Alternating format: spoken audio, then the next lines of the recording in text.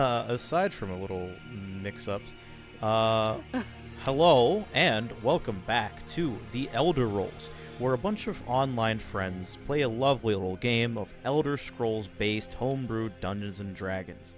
I am your host of the channel, Shade, also known as Plague Doctor Shade, and here with us, as usual, as always, is the lovely co-host and dungeon master, Soul Angel.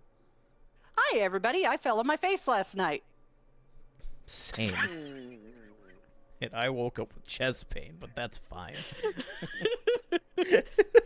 As long as it's not radiating down the arms. No, thankfully, no. It was a very brief stab because of overly tight muscles. So we're good.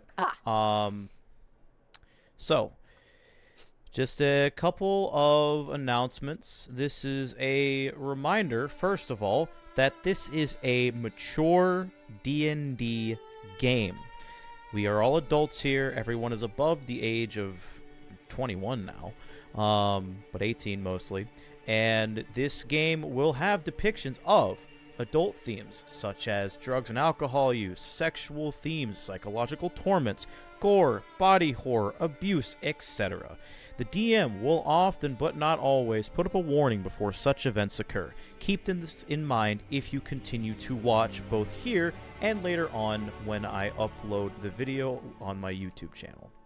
Second, this is just a very brief reminder, more so to the audience now that I realize that everything is just automated between Twitch and YouTube for fair use, that the music that we use is a mixture of music that is from other games and of free use. It is all under fair use policy for Twitch, as we do not make money from this. Soul, if you'd like to give a couple of the audience a little bit of an idea of what music we play here. Obviously, we do have some Elder Scrolls music from Morrowind, Skyrim, and Oblivion. Once I'm able to get my hands on it, I'll probably include some ESO soundtracks as well. Oh crap, I forgot to do my dailies in ESO. I'll do it later. Shit. Oh shit. We have some stuff from God of War and God of War Ragnarok. Thank you, Santa Monica Studios. You are absolutely fantastic. Great game. Go out and buy it. Or games, rather. Both of them are fantastic. Stuff from Darkest Dungeon. They do have a sequel out. Go and buy that. Larian Studios from Divinity Original Sin 2 and from Baldur's Gate 3. Both fantastic games. Go and buy those. We love Sven Vink. Other than that, I do use stuff from tabletopaudio.com. Please go check them out if you're a dungeon master. They are fantastic. If you can, go to their Patreon and support them. They're great. Other than that, like Shade said, Twitch, YouTube, do not mute our stuff. We are using this as transformative works. It is not the main feature of the campaign. It is just mood setting. The main feature of the campaign is my lovely players here interacting with the story I made. Yep. Shade. Of course. So just as very brief as usual, don't make any money from this. I always try to lower the volume a bit on my side so you don't yell at me, automated. But regardless, don't make any money from this. The only thing that is possibly made is through ad revenue, which is very minimal and is not related to the campaign at all and the content that I make. So, that being said, last and final announcement is about Esper. Are you curious about the area of play that we play in? Are you curious about the Discord that we are in, obviously, to have these lovely little sprites that Nox made for us? Are you curious about an entire campaign setting that, or rather a system and setting, that our DM herself is making? Well, we have for you Esper, currently in alphas testing. Soul, would you like to talk more about your system, please? Esper is going to be an open source Elder Scrolls system. It is a 2d20 initiative system that is run on a gridless board. You could build your characters however you wish. You can even pull features from other classes and put it in your class. You can have spells as a barbarian warrior. You can punch as a wizard. One of my players from one of my other games actually came up with a valid build for a wizard that punches. I am not shitting you. It does actually fantastic damage. If you're interested in this sort of thing, I am developing this system, and I'm hoping to do the first combat test real soon. I just need about 2 more players, one tester for each class, so I could get a wide array of how each class works in combat. And then we can move on to the beta, where I will be introducing the crafting systems, the skill system, and hopefully within the next 2 years, I'll have it in full release. And you guys can play it as you wish. Unfortunately, there's no virtual tabletop, but there is a Google Sheet, so if you want to run with it, there you go. I think 5e is perfectly valid to use on a virtual tabletop if you need to. Indeed, indeed, indeed. Now, as always, that is the end of our announcements, but just a very quick refresher. If you like what you watched so far, both from previous streams and now when we're going to start the actual game, or you like my other content, please do give me a follow on Twitch and give me a subscription on YouTube, and you will get regularly updated weekly on the sessions that we run for this game. That is all. One more announcement is now that the big reveal of what Man Marco is truly up to soon, I'm hoping to converse with Shade about our super secret special project for everybody. And if you want to catch me in a player role Saturday nights at 5 p.m. Pacific, I do stream from the player point of view of my Saturday game. So, there you go. Those links will always be done in Esper. Indeed. That's it for All me. right. With Yep. that being said, are we ready to begin? Yeah. Oh. I can hear the enthusiasm from you guys, and I can feel the nosebleed from poor Tiny. This entire fair enough, plot doesn't is get gonna it. break that poor barbarian's brain. It's already broken. We've seen this. Yeah, Baron don't get it either. He's with you, buddy. just standing there like, what? Yeah. Fucking mages, man. How do you move a tower? You can't move a tower. It's stationary. Half It's the not party moving face a tower, bombs. it's poisoning it. I ain't go to school for this, man. You didn't go to school at all. Schools don't exist in Tamriel, really. Anyways, last the party left off, the party had a moment of calm before the storm on the ship the Golden Thorn. Tiny and Taliesin spoke on the contents of the letter that Tiny had given Taliesin and on love. And after that conversation in the morning, Alira spoke to Taliesin on the contents of Morganoth's grimoire that they found way back when in Skyrim, so long ago. Taliesin also finally saw the extent of corruption that necromancy is capable of in some individuals. Once on Somerset, the group used seeming to disguise themselves as a family of Altmer. Let me pull up the list of names because it still tickles me pink. We have Tav. We have Dirge, Asterion, Shar, Larian, and Gale Waterdeep. I love it. The classic. Classics. Gale God, Waterdeep what still kills me. What the I don't like, okay, I was sick last time. I don't remember any of this. Yeah, you said Gale like- Waterdeep because it's Bosmary-ish. I genuinely do not remember last session. You also spelt it Gail, so it doesn't steal from Larian, despite Oh, the I fact sure everybody did. else was. By having Tav and Anyways. Asterion. Yeah. God. They use seeming to disguise themselves as the family of Altmer and their Bosmer servant to get into Cloudrest. one of the last bastions of Thalmor control away from Manamarco. A task they succeeded at but were watched as outsiders who traveled to Somerset in a time of crisis.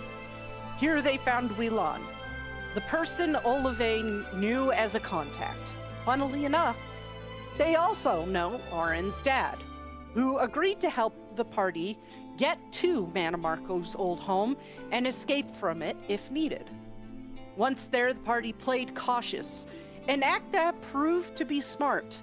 They used a summon hamster created by Glarier to check for traps. First at the front door, in which it was soul-trapped, and then again when they found the secret room where it got blown up and officially soul-trapped. Hamster in a microwave. Hamster in a microwave. R.I.P. Microwave hamster. Sorry, microwave hamster, you are now in a petty soul gem. This fireball worried the group that it may have signaled Manamarco. So they quickly gathered as much materials as they could from the secret room, sweeping everything written or book-based into the bag of holding, then fleeing as Manamarco and Silanir arrived. The party and Whelan escaped to Kinesgrove, where, standing near Arin's childhood home, they found out exactly what Manamarco was up to. And that Silanir had been watching the party for some time, like a creep. And this is where we pick up. As the party grapples with the gravity of the situation they had found themselves thrust into. Okay, so first off, DM, now that the reminder of the amount of shit that we stole has come to mind, how many books are exactly in the bag of holding? About 30. Jesus Christ. Okay. I will let you know that like about 90% of them are pointless. Okay. They're just shit he collected. All right. But the He's a important books were the ones in the home brewery that I gave you. Okay, right.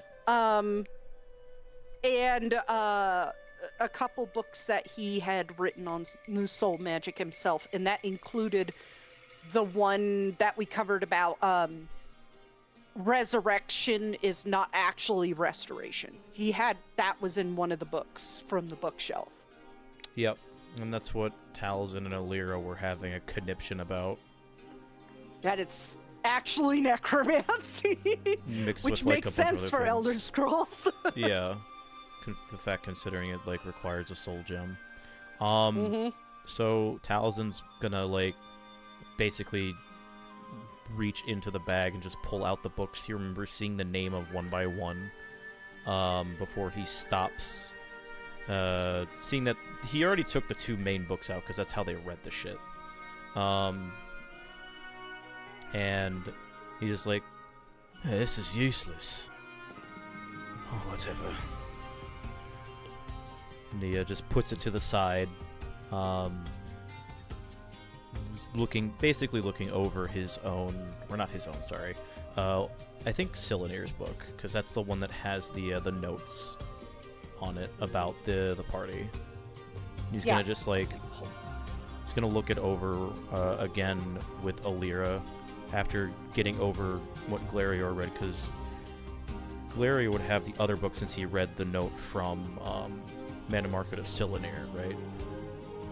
Yeah, I accidentally put it in general. I'm going to go ahead and repaste it into handouts. I thought it was in handouts. Okay. No, it's in general on accident. So there you go. It's repasted into handouts. And you said Silanir's book, right? What were you focusing on in his book? He would glance over the spells, considering he knows one of them, and then he also gave one of these scrolls to Alira, which was Splush Sculpt. But he's just looking over the notes of the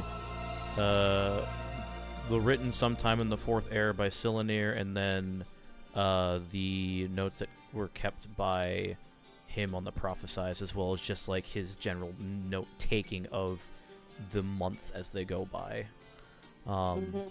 He's just kind of reviewing them with Alira, since that's who he was sitting next to by the tree.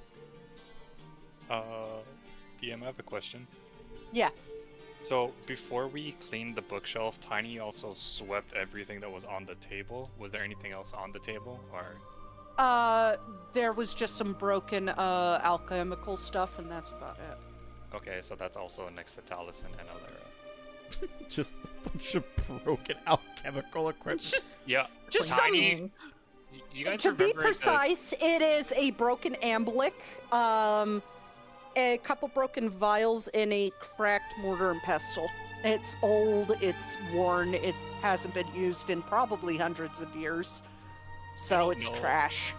I don't know how old everyone else is, but I know Soul will get this reference from Supermarket Sweep, where you just sweep everything from the shelf into your cart. That's basically what Tiny did. Of like, I don't know what this is, but I'm taking it, and so now he's taking everything out.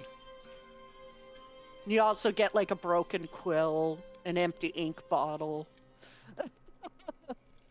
Lady Shadow, did you really sweep everything off the bloody table through me? I have long arms, just open bag and sweep. It was I don't know what's important, here you go. Smarter people can figure this out. To be fair, it was probably best it was done that way because he showed up. Wasted books he doesn't have now. Yep, junk, he's...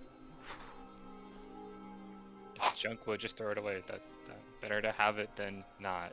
And then he's just gonna kind of go away from the group and just like look out to see if anyone's approaching wherever the fuck they are. I know we're next to a tree, but like if there's a pathway, he's gonna be like looking up and down the road. What I need is, who do I want to roll this? Because of everything, this would be blatantly aware now. He's gonna pick on Tiny. Ah! Yeah. I know it. No, he's not gonna pick out Tiny. Alira, I need you to roll a wisdom saving throw at advantage, please. Oh boy. Let's go. Okay. Hell yeah. Natural 20, you are 100% aware that you were nearly scryed upon by somebody. I think she feels a shiver run up her spine. She looks around suddenly. It feels like a touch of necromancy in the back of your head on that scry, like divination and necromancy at the same time. You see, Alira, what's the matter? They're trying to look in on us. We better hurry, whatever our business is. There's not much we can really do right now, right? Aside from get moving. Even then, we have to lay low for the day. And he motions over to Milan. Well, we should get what we need done. I don't see Fjolfer.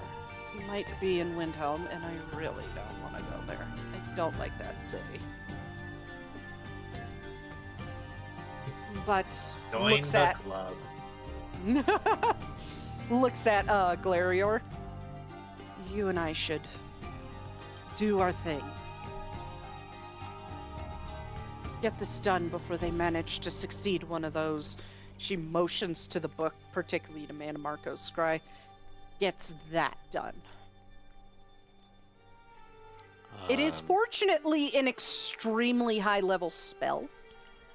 So there's only, like, Alira cannot be scryed upon again for 24 hours. Same rules as basic scry. But the reason why you got to roll at advantage is because you're all wearing amulets proof against detection. Dabs. So that added a layer of protection, but for a spell that high of a level, 7th level and higher,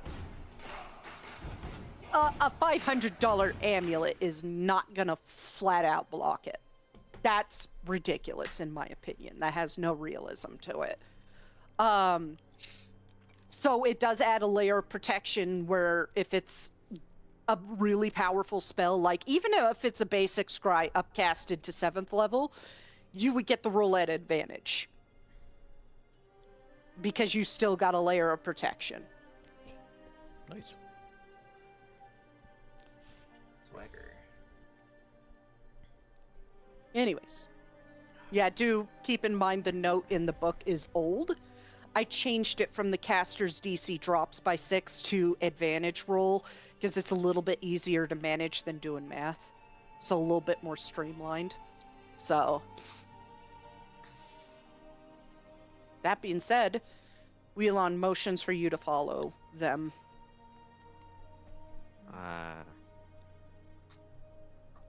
Did they say explicitly what we were doing? No, they did not. Awesome, cool. Glarior follows anyway. Mm-hmm. And I'll be dragging Nox down. Oh boy. Have fun. Bye!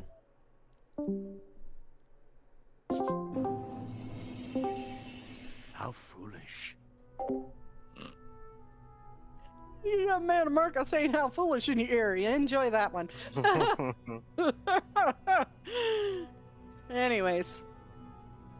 She leads you up into the forest, and as you climb up and crest around a large rock, you see an empty dragon mound. Nice big divot in the ground. And she walks straight into the center of it and sits down. Cross-legged. Glarior approaches, sort of. The question is, would Glarior know what a dragon mound looks like? Probably. He's been around Skyrim for a long time. That's true. He knows Skyrim better than he knows Valenwood, so... Mm-hmm. He's just like, wait. Then you He's like, remember... what are we doing? Then you remember, like, back in 201, you heard about Kindsgrove getting attacked by a dragon. You're like, oh, shit. Ah. What the fuck is going on with my audio right now? I have Oh, no that's idea. what it is. I was on the wrong output device. Anyway, Glarior approaches sort of hesitantly. There's like no he's- dragon left in this thing. Come on, sit down. He sits down. You sound as if you expect me to know what we're doing. That's true, you don't. But that's part of the mystery of being a changeling. You have to learn to go with the flow, to adapt on a moment's notice, to accept change at any point in time, and use it against your enemies.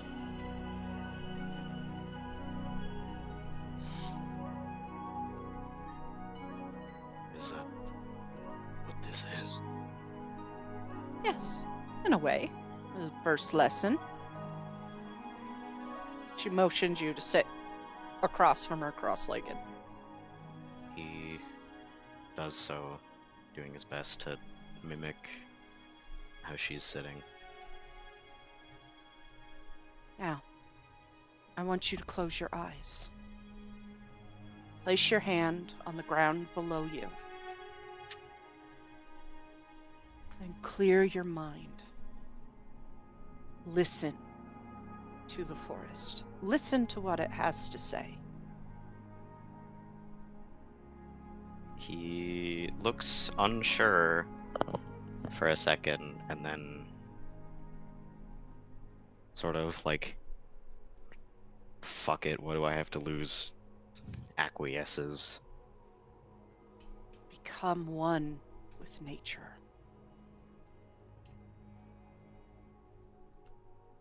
You close your eyes. You put your hands in the soil. Mhm. You clear your mind. At first, seems a little silly. I mean, come on, what is with this bullshit? If hippies existed in Elder Scrolls. And then you hear it very distant off behind you.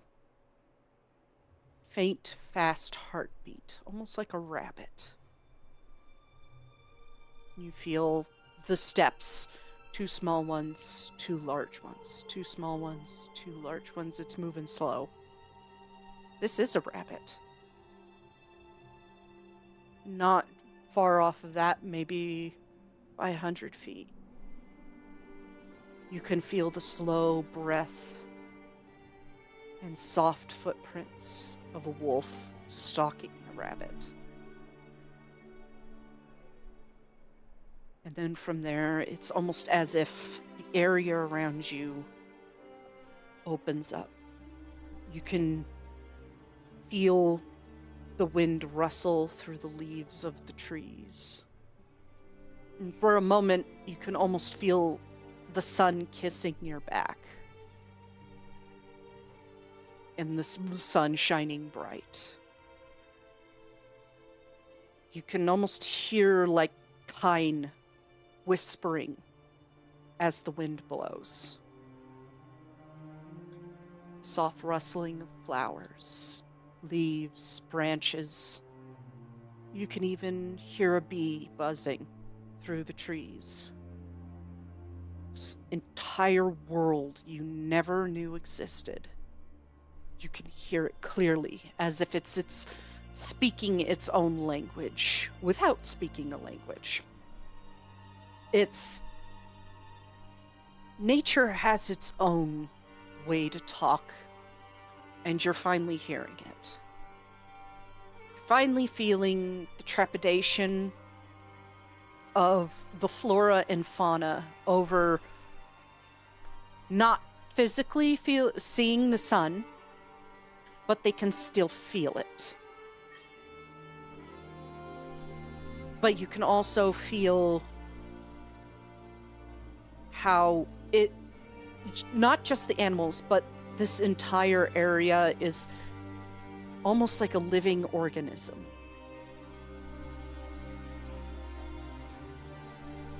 And Wheelon, while your eyes are shut, is just sitting patiently watching you to see what you have to say or looking for body language.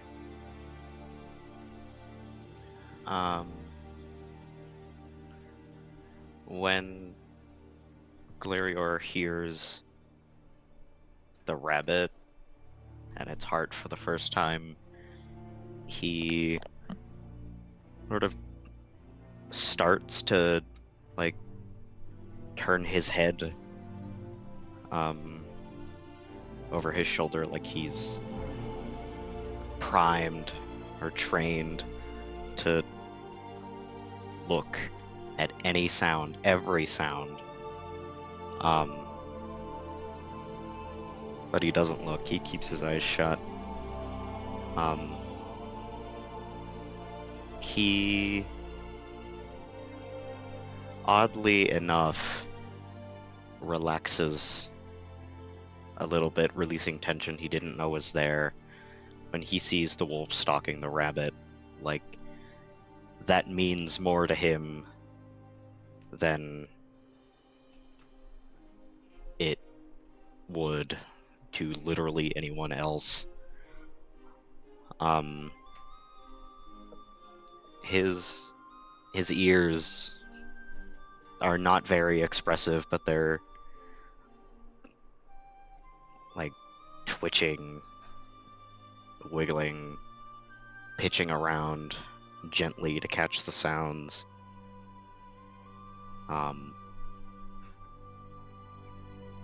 And he shudders a bit. The tension comes back to his shoulders, but he sinks his hands deeper into the dirt. Like he's trying to calm himself back down, root himself back in place.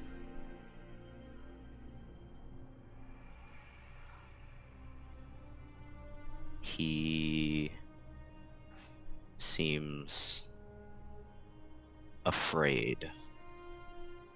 of whatever nature has to say. She notices this, and you hear it, don't you? It's not words, per se. Nature doesn't speak in words. The language of the green, and even of Kine, or Kinnereth. It's the language of nature. The movement, the subtle breath of life all around you. All that noise that you are hearing is always happening. Whether the sky is black or the sun is shining. I hear this all the time. I've learned to tune with it. And you can too.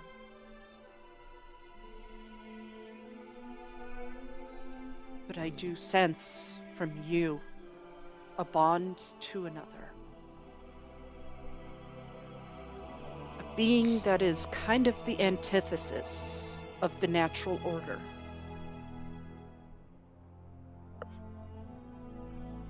Lyrior opens his eyes.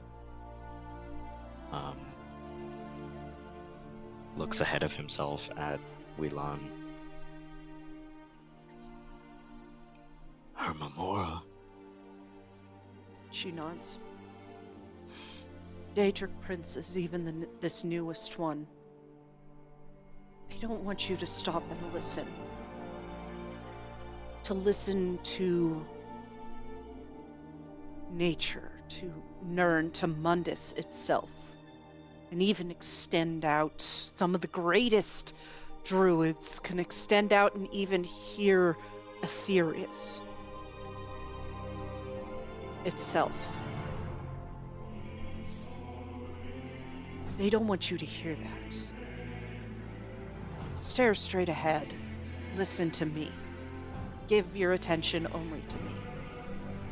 Our nature's changelings is to listen to all and to be ever changing, ever accepting of things around us. Never believing the word of one individual, but gathering information from nature and other sources, and keeping it with ourselves and using it as a part of our change. The thing that restricts you is Hermaeus Mora himself. He wants you to keep your eyes on the road and on him. He doesn't want you to motions off to a bush at the edge of the dragon mound. Look over there. Get him what he wants. Return to him. He turns his gaze over to the bush, and the more Whelan speaks, the more afraid he looks, like a prey animal, like a rabbit that knows that there's a wolf somewhere, but it doesn't know where, that it knows it's being watched. You felt it. And you probably felt it get killed and eaten not too long ago. You are the prey.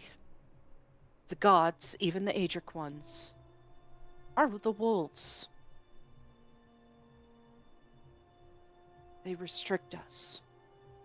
Y'ffre tried to restrict us, to bind us into motions to you. These forms keep us from changing our shape and accepting what we are. Granted, in recent times, Y'ffre has relaxed on that, likely distracted by other things. But still stands, we broke his will, his pact. We did not accept it. Even for those of us who were not born at the beginning of time.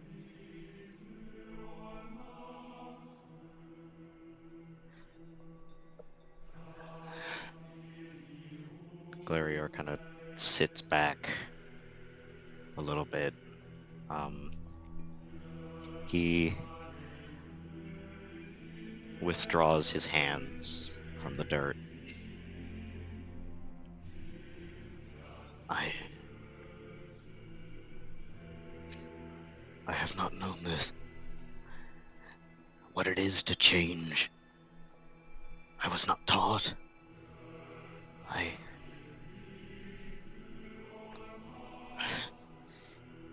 don't feel the fluidity. Because your family, in particular, the Moss Wings, shirked that away for power from Hermaeus Mora. You can still worship your gods, but you need to know that as a changeling, the only master there is yourself.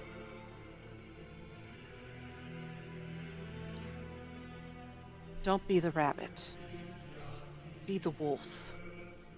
Be greater than the wolf. Be the bear. Be the saber cat. Say no to the wolf.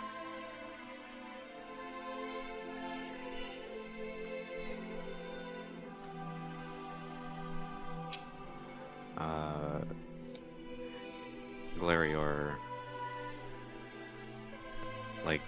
gives Wheelon a sort of up and down glance over, as if taking in her shape, their form.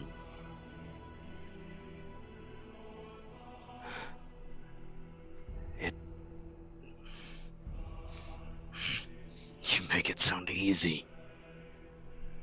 It's not at first, especially one such as your family so tied to a Daedric prince. It can be hard to accept that because of what you are not descended from the Daedric gods, and you cannot be bound to the Daedric princes. You are a descendant of a being that's primordial. Elon Fex. Elon Fey.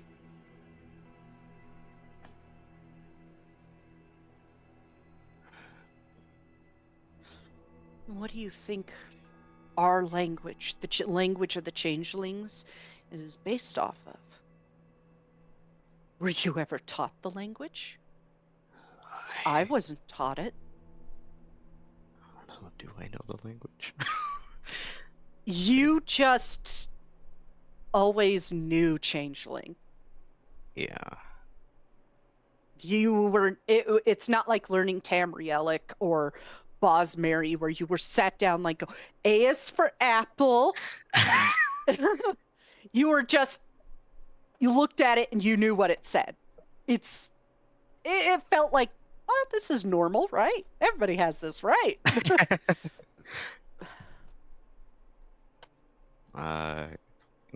Glarior pauses to think, and then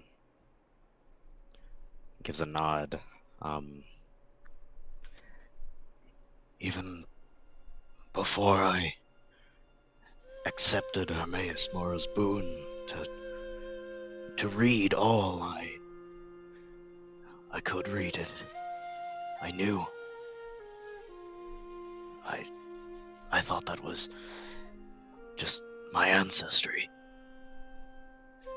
She pokes one of her blackened tipped fingers. It's inking. It's not like necromancy. This is tattooing. She had her fingertips tattooed black. Taps your chest, because that language is a part of you. It cannot be taken away from you. It's because of what you are. That is your first step, is to accept that. You are a changeling, more of a changeling than me. I'm half Imperial. And I can do this. And you watch as she stands up, turns into a bear with ease. No, this is not turning into the Halcyon scene. I hope not. Glarior watches, sort of astounded, allowing himself a moment of awe. And you Letting do go. see this bear with only one eye.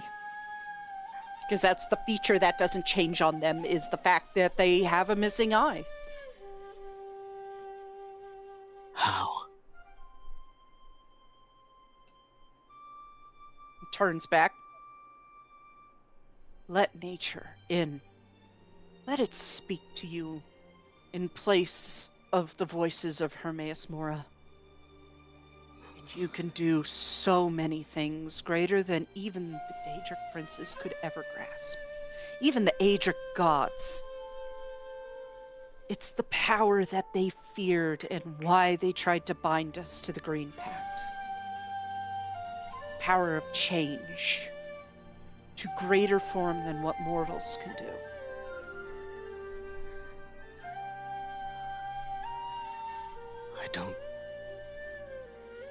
I'm not sure how. Every time I've changed has been by mistake. Some accident. I Put too much feel thought too into much. It's like breathing. Close your eyes again. Let nature back in. Then let it happen. Think of a creature you want to be, and it'll happen.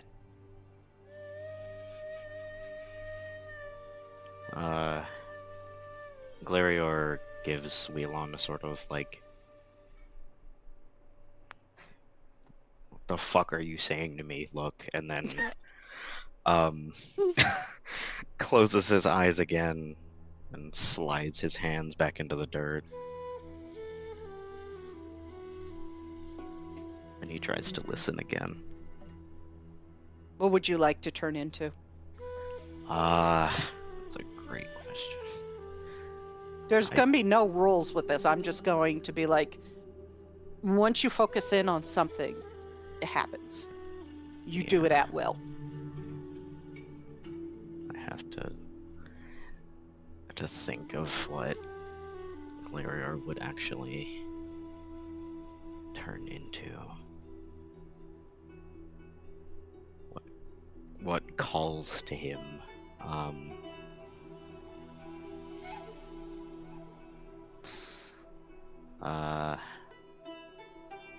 I guess his thoughts wander to the memento he's kept. That his first hunt, the fang of a saber cat. He focuses in on that. You can feel the saber cat. Not like stalking through the nearby woods, but in your mind. In your soul. It feels natural. It feels right. And then you embrace it. You turn into a saber cat. Very good. I like the antlers. That's a nice touch. He tries to look up, but he can't look up that far, so he lifts a paw to, like, feel if he actually does have antlers. You do. I would when it comes to like wild shaping, I like to add in like a little feature from like your human form, like her. It's the missing eye. Yeah. I would assume it's the antlers for Glarior. Yeah, probably the antlers and the fact that he's blonde, so his You're his a blonde forms are saber all cat. like blonde or something to that effect.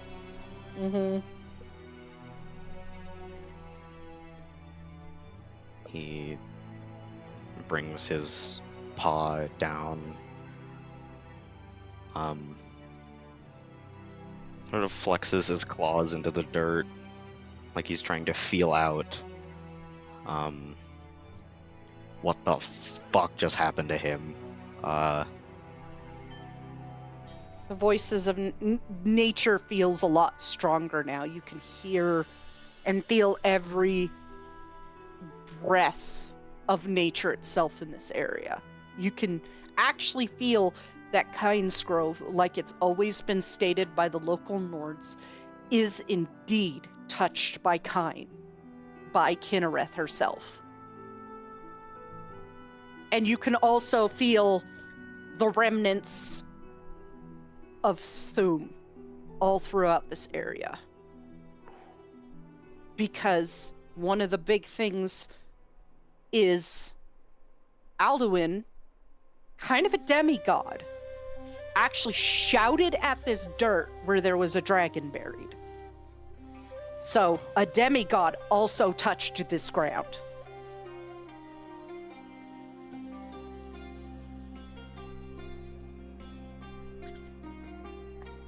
He like looks around, and then back at Wheelon, like he's not sure what to do now. Mm-hmm. You are you. If you wish to stay like this, you can. If you want to be yourself again, just shake it off.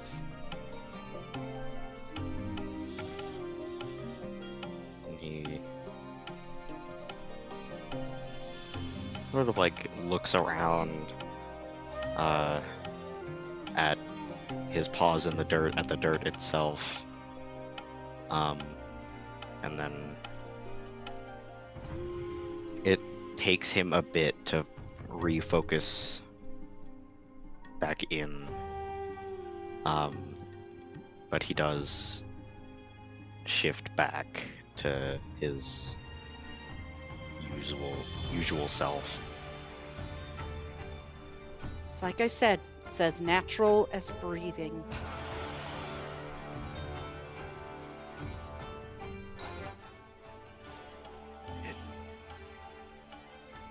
That was strange.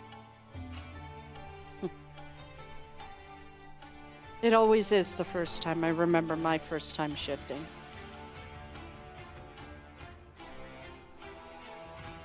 But as you get used to it, it'll feel like a part of you.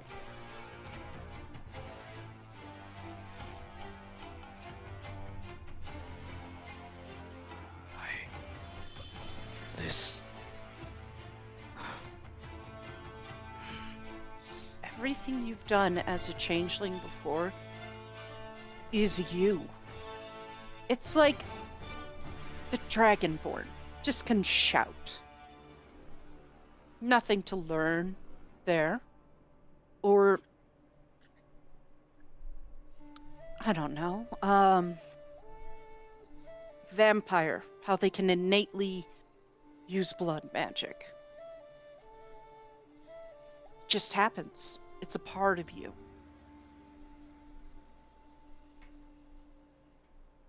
It feels wrong.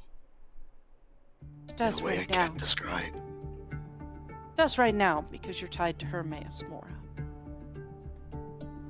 But once you accept that the only master you have is you, because you are lineage from nobody and a liege to nobody, it'll feel as natural as breathing air.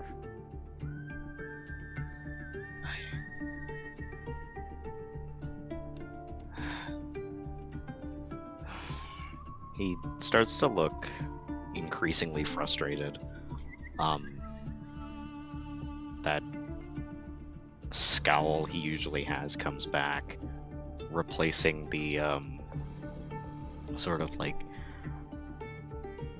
look of revelation that he'd had on his face for about like a good 10 minutes. And he shakes his head a couple times, brings his hand up into his hair. It is easier said than done. And that's understandable. Took me some time to accept it, but my reasoning is a bit different. It's because I'm half Imperial. It was a little harder for me to embrace. But with you, you're pure changeling. You have untold power at your back.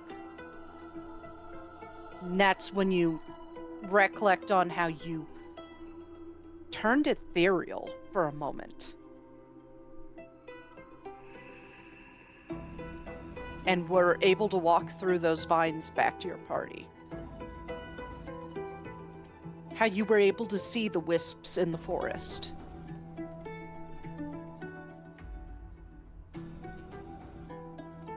The power of a changeling is something the Daedra and the Aedra are scared of. That's why Y'ffre wanted our ancestors to,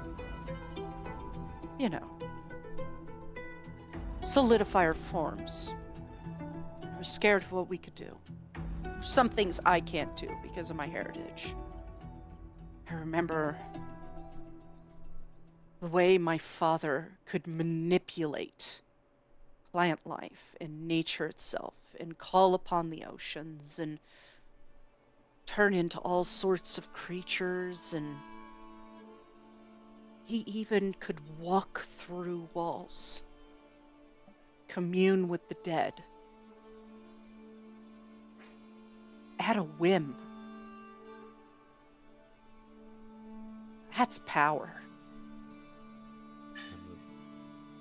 Galerior listens with a sort of cautious look on his face, and then that look of revelation comes back, like the oh shit. You wanna know how old my father was?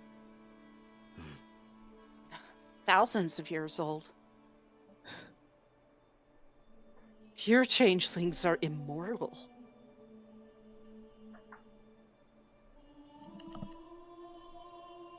Without fancy tricks of magic like Devaithfir. You just are, because you're a spirit of change.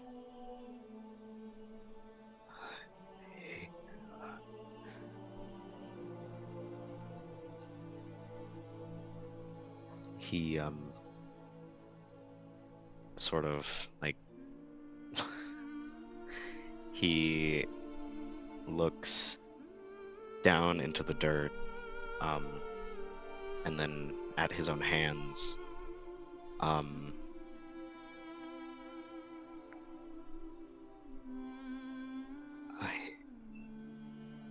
suppose that explains a couple things.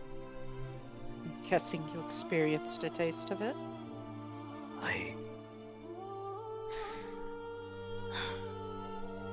We visited my home not long ago, and I can't say why, but I went looking for the first time. I found the place where my parents were buried. And I think I listened. I don't know. I felt I listened, and it was like I disappeared into some other realm, and I could see the spirits that were lingering there, and they didn't speak to me in the way I would have liked, but they spoke, and I spoke with, I hope they were my family.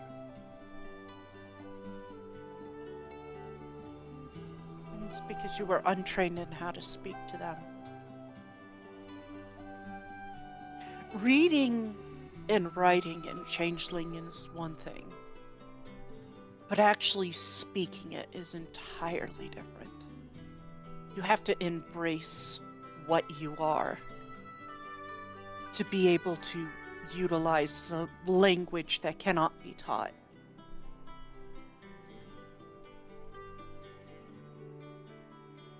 It is a language that cannot be translated by any spell. Just like the Adric language or Elon Fex. It is a language older than time. Pre-dawn era. It's the language of nature itself.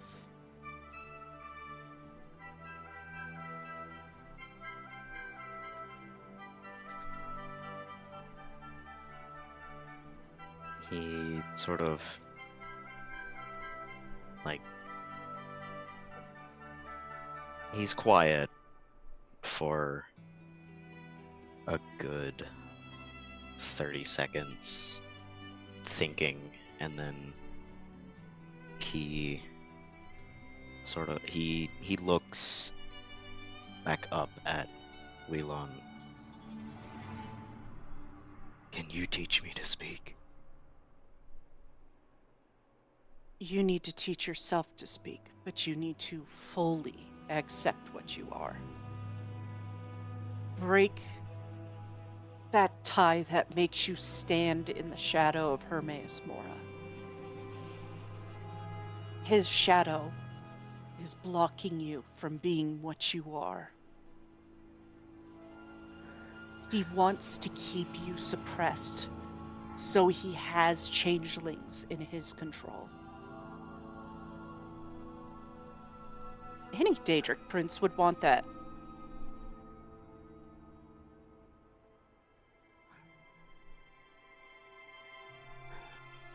We're raw, primal energy. What Daedric prince or Aedra would want that?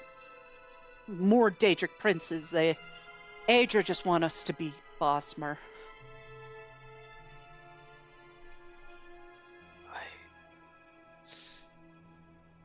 I could not separate myself from him. Why?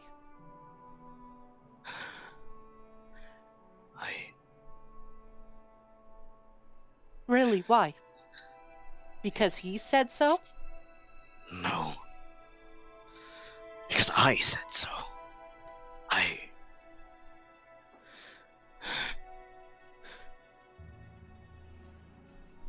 It is not because it is all I've known. It is all I want to know. This... What?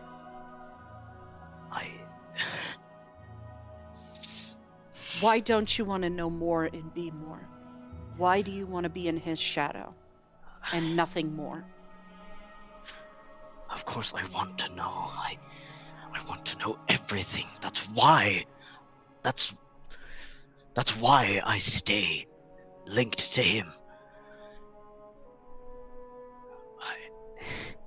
And here's the hard truth. And she looks you in the eyes. Under him, you will never know everything. Unlike Julianos, who allows knowledge to be learned freely, Hermaeus Mora hoards it. He likes to keep it from mortals.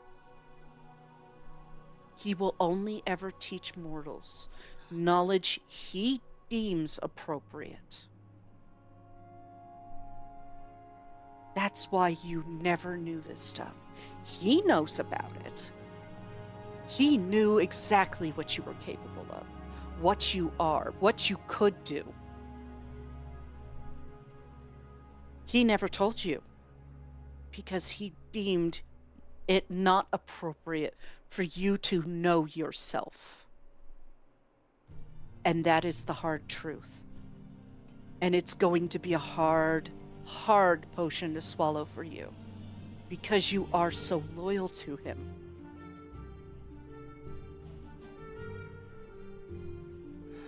But once you accept that he is looking out for his best interest, like all Daedric princes, Case in point, Manamarco. He's looking out for his best interest. He doesn't care about his underlings. Only for himself and his desire to become the only god. Daedric princes have invaded Tamriel countless times because of the raw power that this realm has. A taste of it which you felt through the earth. We, changelings, are the guardians of it. And if he can keep one yoked, then he has more power than the others. He has one above the others. He has invaded this realm before. They all have. They don't care about mortals. They don't care about changelings. They just want this realm. They just want knowledge and power.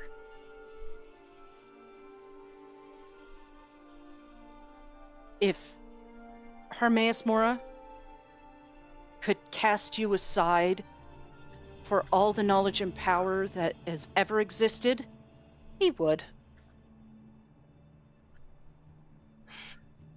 You think I don't know that? That I know my place.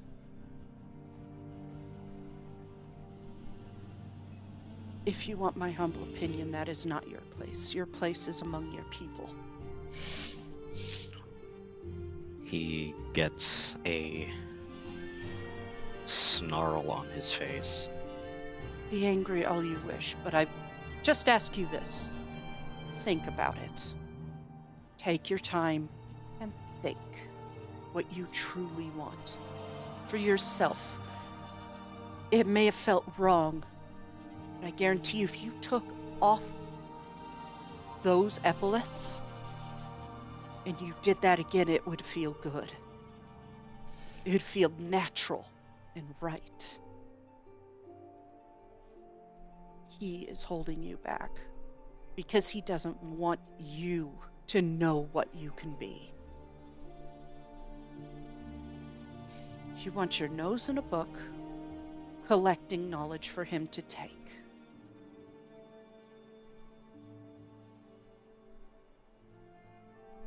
I don't follow any of the gods. Not anymore.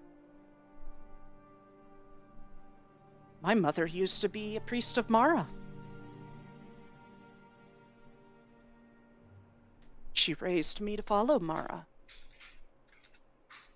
My father taught me this path, and I had a tough time letting go of Mara. And then when I did, the whole world opened up for me.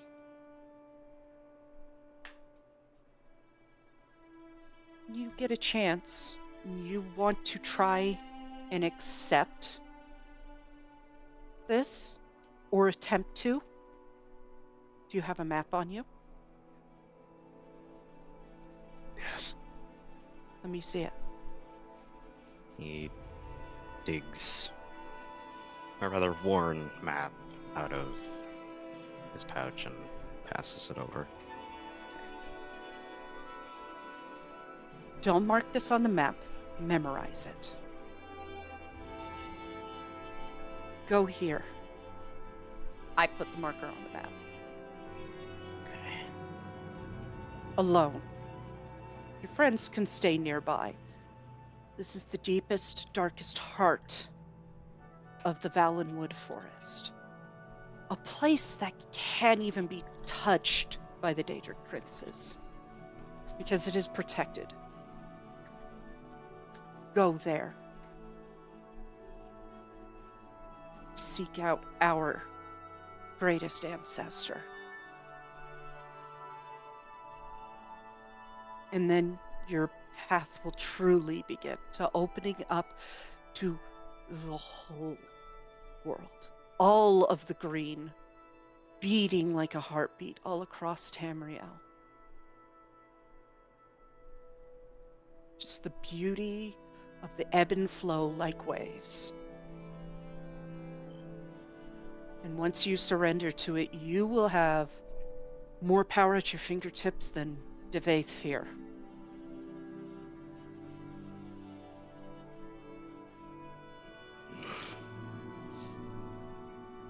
I am loyal. to my family.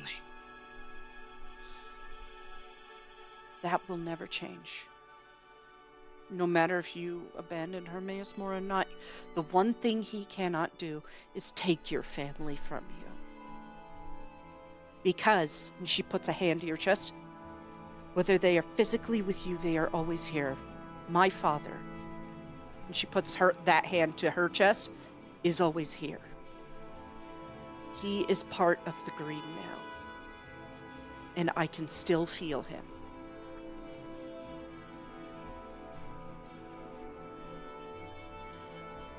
Nothing truly dies.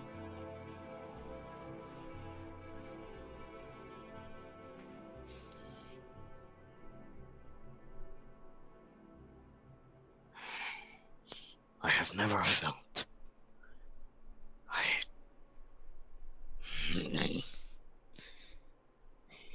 You ask too much of me. It seems like it now. All I ask you now is to think on it. You can at least turn into other creatures at will now. But think. Every once in a while, listen to nature when you get in it. Feel nature. Listen to its heartbeat, how it breathes, and that it carries on no matter what anyone does to it.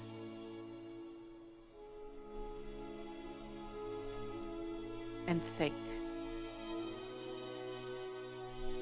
Give it time. And she turns and she walks back down to Arin's house. Whoop! Oink. How foolish. Perfect time to come back. Welcome back. Hi. What were you up to? They were muted half the time. Crib, do you want to repeat what that was or not? Bro, that No, was I'm me. kidding. I'm kidding. I don't want to put you on the spot like that. We were talking about food and fish. Yeah. Fish. I had a Derogatory. Wow. Not that kind of fish. Oh, yeah, sorry. We were talking about raw fish and Oh, I love some of the sushi. things that we've had chances to eat. Sushi. I traveled a lot when I was younger, so I had a pretty good amount of chances to eat some interesting things. Hi, Hermes. Insert eating fish joke here.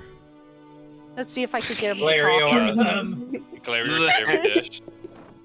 Hi, Hermes. Glarior, more like We Glary missed you, whore. Clarior. We missed you, Docs. Uh, This is what you get. Hi. Meow. I've had revelations. I have a kitty. Hi, kitty. You gonna say hi? Oh, Hermes. Hermes. No, he's just gonna try and eat my soda can. Orange Oh, moment. Orange. At Mhm. moment. What are you doing, buddy?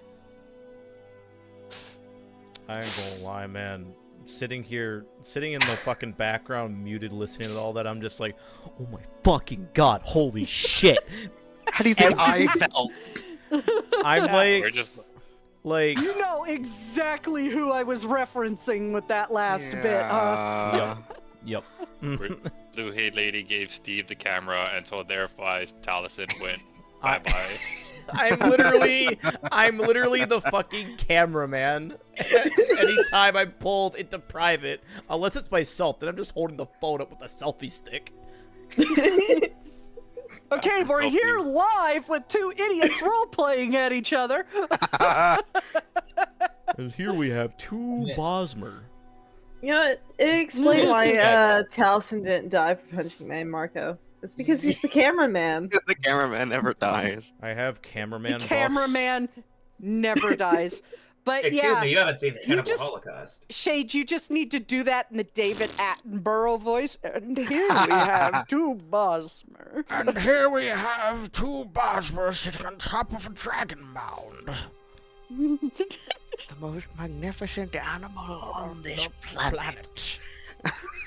And then one of the one-eyed Bosmer pops her head up like, is that old Imperial over there? The most dangerous animal on this planet. Points at Glarior. Oh Hands over to my Glarior. God. Yeah. Just a fucking rabbit. Rabbit with Anyway. antlers. He's a fucking Jackalope. Jackalope. Yeah. Yeah. The biggest animal on the planet. And oh no, now I'm getting my intestines mauled out by a one-eyed bear.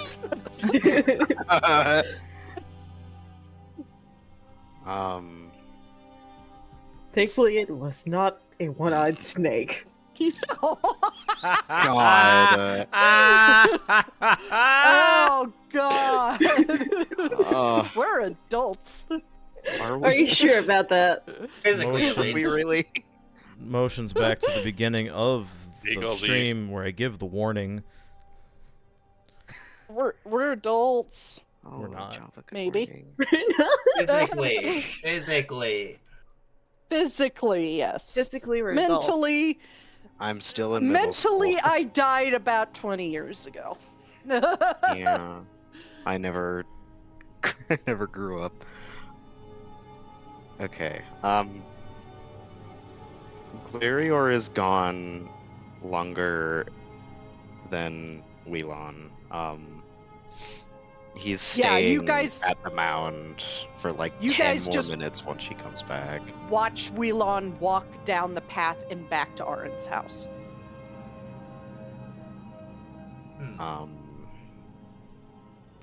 And like 10, maybe 15 minutes go by.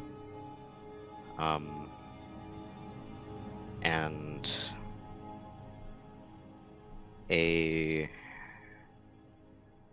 I can use wild shape. We're not gonna do anything.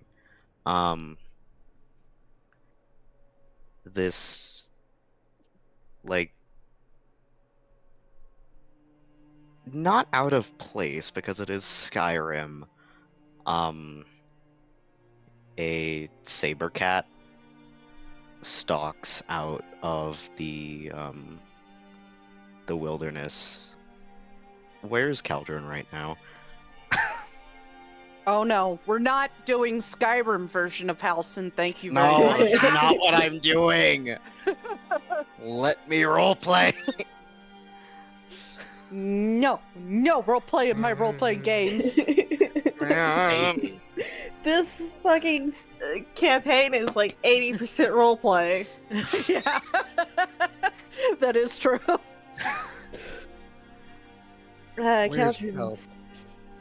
Caldron's laying up against the tree that we popped out of, watching Lyra sort through the stuff. The saber cat is weird first and foremost. It has, you know how most like saber cats are like red russet color. This one's not. It's like a sandy yellow sort of mane coat color. It has antlers, which is not normal. And it walks with what almost looks like malicious intent up to Caldron and then bonks against him. Arn With runs its, out of the like- forest and kills him. Dinner tonight! No! Heine's having that same thought. We're messed up. We are. Somewhere in the mirror's like, yes. Oh no. I'm sure the group hasn't been touched by Shugorath. Nope, I mean, not at all. technically, We're we perfectly sane. technically. Not Tiny. He enjoyed it. That was his best place to go to. Yeah. It's fun playing Does that mean you're more insane than everybody else? Yes.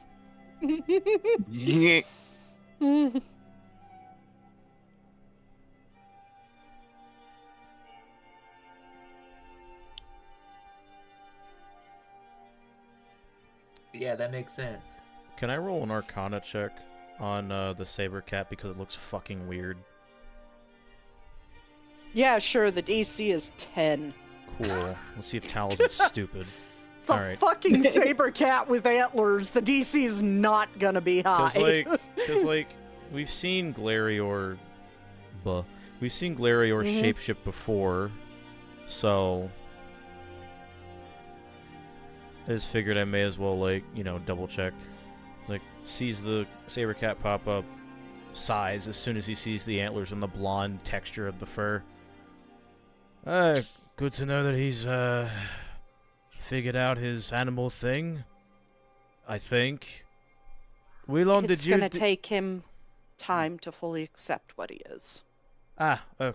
Good. My assumption was correct then. Excellent. Anyway, Alira, back to this matter here. Any of the names in particular, do they stand out to you as problematic? The only one that I can really recognize is Hal Maki, of course, with Hassur. I think she points to Erica. This name. He's the Thane of Solitude. Oh. He's been alive for 100 years. Doesn't look like that. At least last time I saw him. The bastard. I guess so. He's just been the ruler as long as I've been alive. Don't exactly see him. Just heard of him.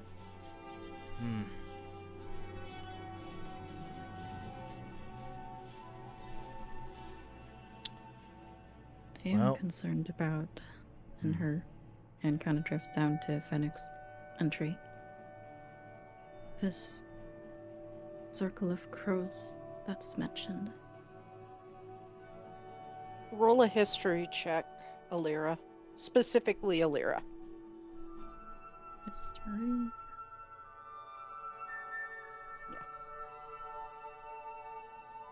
Oh. No clue whatever the fuck that is. Man. I've never heard of it before. That worries me. Well, if it weren't for the name alone, I would have thought it might have been a nocturnal organization, but thankfully that's far from the truth. Don't sound the like of it, though. Don't like the sound of it, though. What is wrong with me? Get out of there, Hermes. She nods in agreement. If they're working with him, it can't be any good. No, I suppose not. So we have Erica, and we have that lovely, lovely anchorite of ours.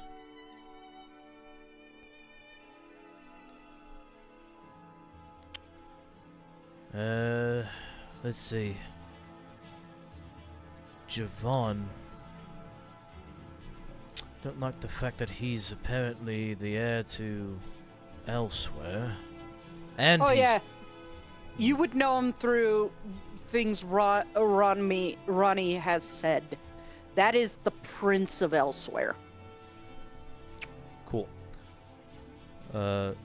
He sighs as he's glaring at the entry. He's the Prince of Elsewhere, and it says here he's Davthan's apprentice. Didn't think that maniac actually had apprentices that weren't Dunmary. He didn't seem sane of the mind either. Exactly, which worries me if the Prince of Elsewhere is being led by a maniac.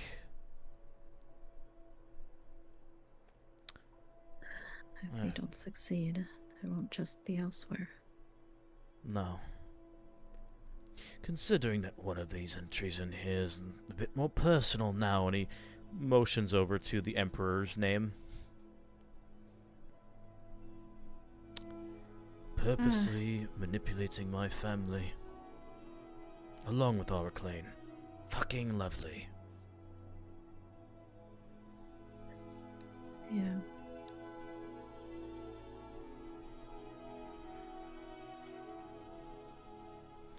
Just... I recall that one of the orbs is in your father's care, if I remember now. He nods. Aye. Do you think that one's in danger then? Hopefully he hasn't told anyone about it. I'd imagine that he'd probably have told Araclane, and Araclane probably has made it known to the Anchorites. Because, unfortunately, with my closeness to Araclane, most of it was brought on by the fact that I was the eldest son of House Brucius. Even if I am a bastard. She frowns at that. So, not only are we the favorites of the Emperor, apparently, he's glaring at the entry, but also we have been very close friends with Araclane, at least as long as I've been alive.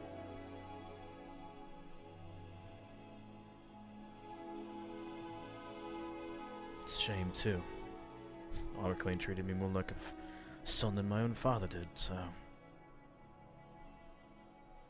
I think she gives you a sympathetic look of like she knows all too well what that's like. Yeah. It feels a bit like the rug's been pulled out under us. Several times over. His voice lowers a bit, so it's just like him whispering, like, very low to Alira. I think you're probably the only person that understands that. Or at least someone that doesn't have a cold shoulder anytime I mention it, anyway. Feels like half the people in this party of ours treat me like I was treated back in the Imperial City. It's like, oh, you just gotta get rid of him. It's like, I can't. It's not that fucking easy. She has a bit of a pained look and nods. I don't think I mean it like that, but it's another thing to have lived through it. To have loved and cared for a person for so many years, and now it's all complicated. Not even sure what to think. And was this with the man that Fennec pretended to be? He just frowns deeper and nods, looking down. I'm sorry. At least,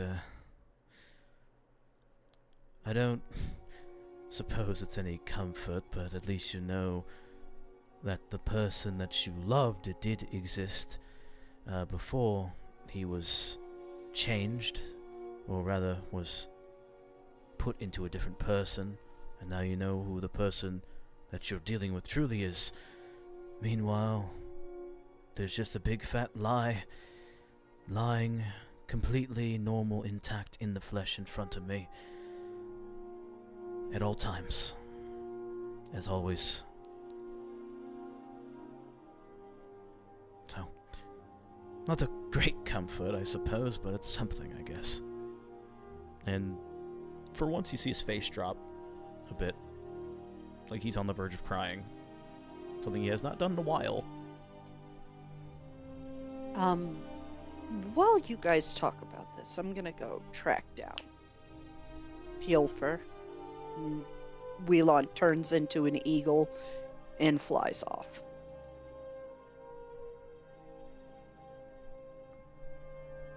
She'll just like look over awkwardly and give a nod as they leave. It's like the crew member is gone, but now this druid was just standing 10 feet away. It's just like the fucking ship. Every conversation. You turned your head and that one crewman is standing right there. Man, you guys got some serious problems. We know. God, is that what I always do? Fuck. I mean, you guys did start talking about it right in front of them. That is true. I was whispering. Well, they can see that you're whispering. Don't have to hear what you're saying. Who's the eavesdropper now? They have elven Look, ears. They can hear if- everything. If you had listened to what I just said, it is very obvious when a person's whispering. Don't have to hear what they are saying. You can tell by context and body language that when people are whispering the way you guys are, it is private. So they're like, while you guys go deal with your personal shit, takes off. Ow. Doesn't necessarily mean they heard what you were saying. Fair enough.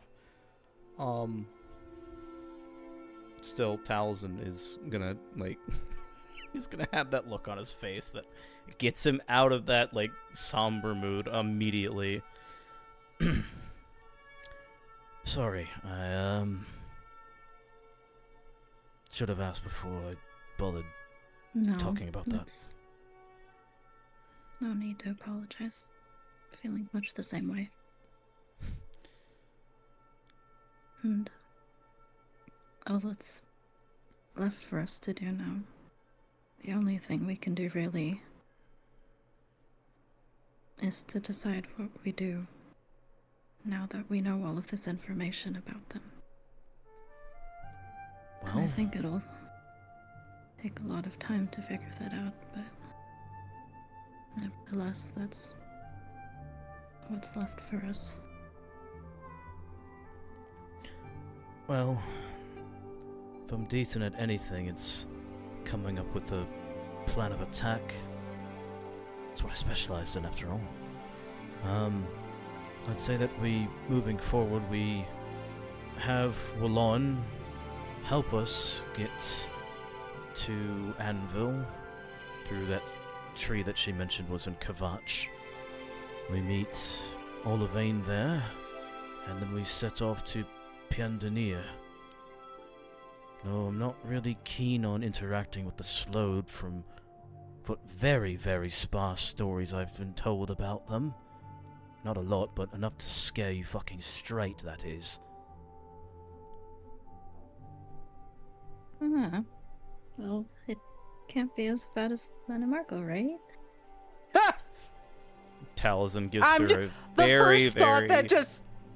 first thought that came into my mind was Ngasta. Taliesin gives her a very, very, very wry grin. Well, I've been told that they are the original necromancers, so to speak. I think her voice just kind of wavers a bit. You don't say. And that they're very disgusting to look at. Aside from that, course.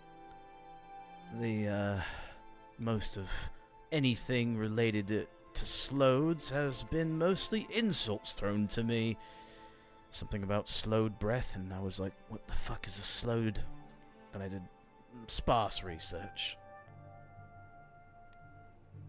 I see. Well, the sooner we get it out of the way, the better. Laughs a bit awkwardly. He shares in it. Right.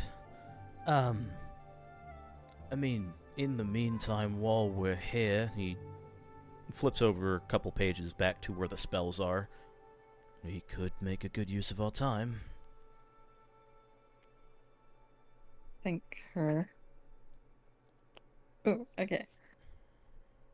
Her eyebrows. She raises an eyebrow in interest.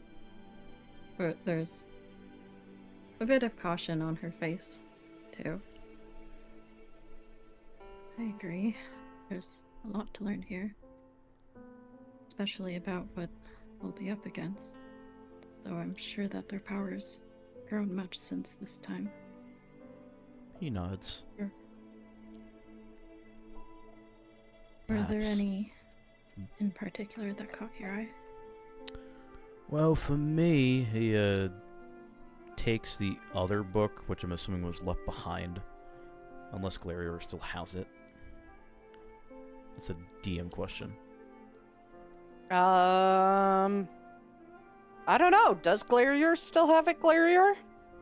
Which Mana Marco's one? book, the one that had the letter that you read to us. Oh no, he kept that one. Okay. Also, note what I said in general. I did not eat that. That's a limit. I don't like that. Jesus Christ.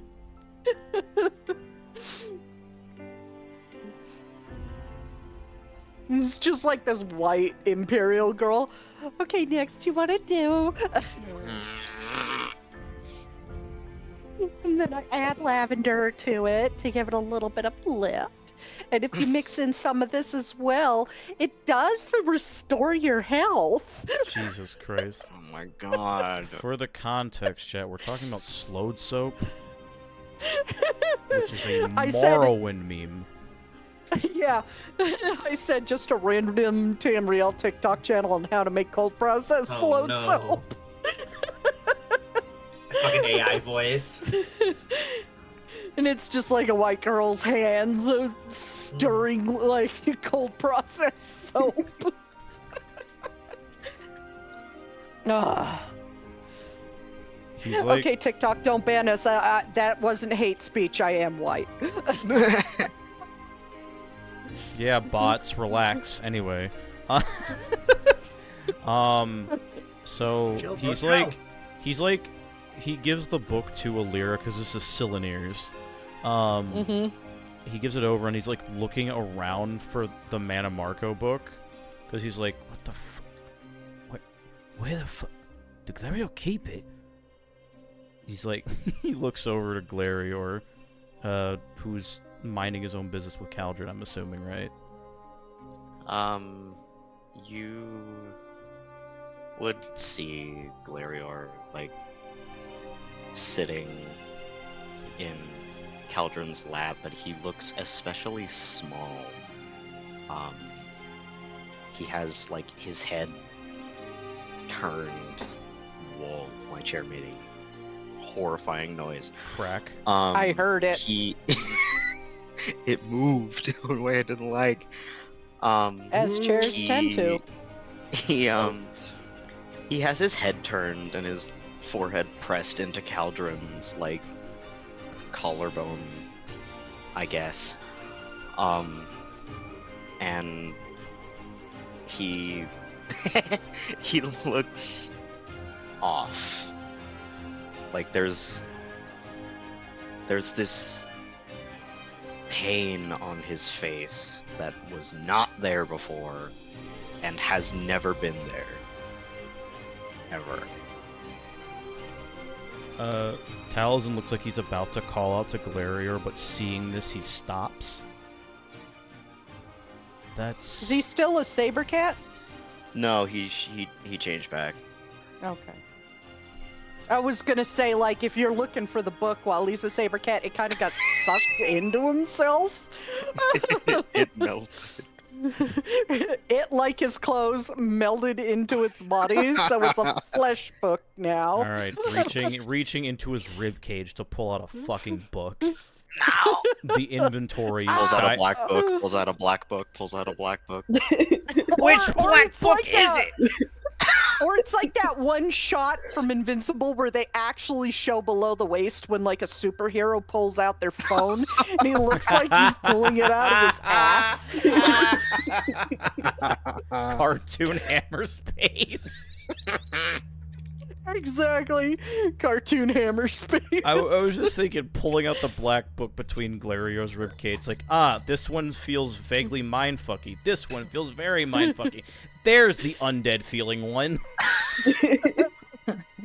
He reaches yes. behind his back Smells and like, pulls out a yeah, book that that he smells like couldn't- Manamarco. Look Tosses at, it. have you ever seen the Project Zomboid, like, dog jumping over the, fence? Glitter just, like, stands up like that, and the Sarah Cat form pulls out the book. Jesus Christ. Yeah.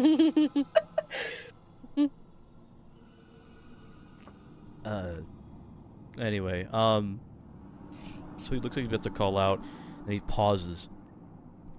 I don't think I've ever seen him make that expression before, or look that way for that matter.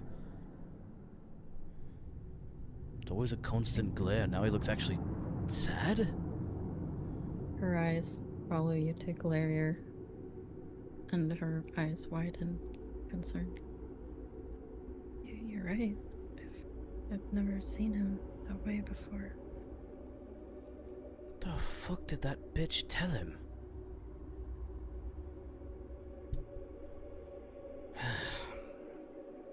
Right, this is gonna be... fuck it, I could probably ask him later, other than cope with whatever he's dealing with. Last person he wants to talk to is probably me anyway, considering I'd piss him off every so frequently, apparently. I don't think that's true, Anna says quietly. Oh yeah? Well, considering that he thought that I would try to manipulate you, I doubt that. There's definitely something there that he has against me. Whatever it is, I'm not sure if I should even care anymore. No point. There's been some kind of weird energy between you two, that's for sure. Obvious, is it? It's a bit hard to miss the way that you've been, well, not talking, but rather not talking. Oh, we talk, just not in the presence of everyone else.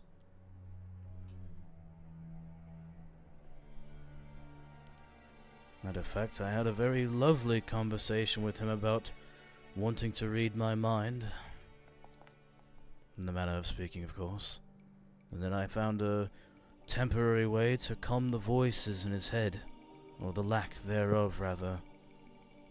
And he casts a minor illusion and puts it close to Alira, and it just sounds like a bunch of random fucking whispers of people. I think her eyebrows kind of furrow, clearly uncomfy with that. Yes, I know. But that's why I told you to heal the sides on his head. It was from that. He nods. He's not well without them. I'd imagine that if I were a follower of Nocturnal, I'd probably be having my own fits if I wasn't in complete and utter darkness. And I mean follower for years. So, have the baby... not even a worshipper, I'm just a champion. Have a baby and an elder, so to speak, in comparison. But I think she kind of motions for you to stop the illusion. he already stopped. I think he's dealing with his own thoughts too. I haven't know if he's had the chance to process Akatosh's words about Falnir back in Arteum. And kind of sighs deeply. I know that we've had our struggles growing up, but as fake as it was, we did know some semblance of family. Whereas with Galerior, I feel like this kind of motions to the party. This feels like it would be fairly new to him, and it feels a bit like he's not too sure how to approach it. Though we're kept a little bit away at arm's length. I guess what I'm trying to get at is I think that he does care about us. He shows it in little moments, but it's a bit rough around the edges, and maybe a bit of grace is what he needs. I don't think he hates you. As Alira's talking, Talzin's like looking over at Galerior, trying to literally analyze him. The more she talks, the more he has his face softens a bit.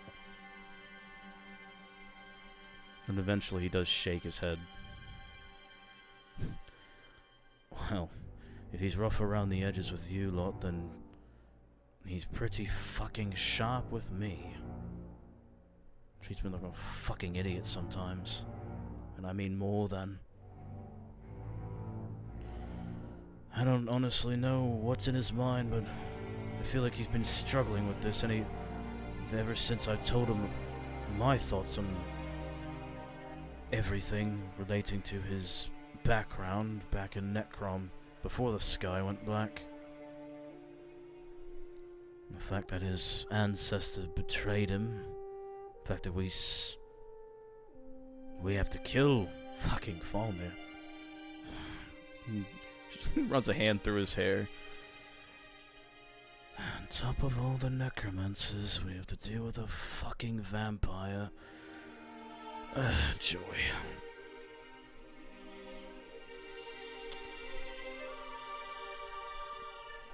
I don't know. At this point, what's one more form of undead? We've already got a lot on our plate, so it's another drop in the bucket, I guess.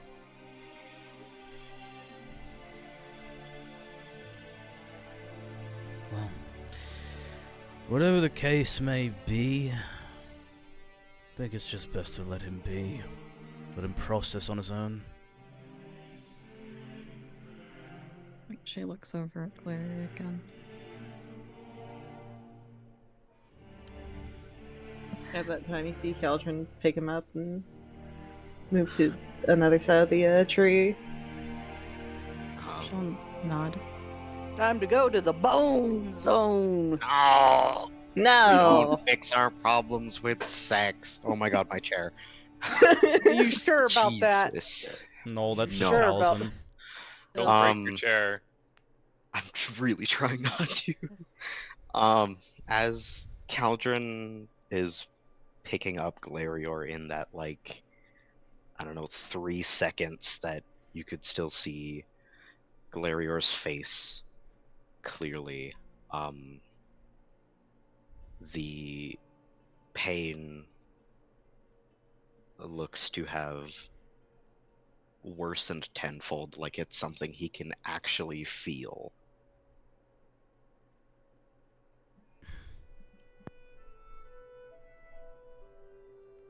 God, can't imagine what he's feeling right now.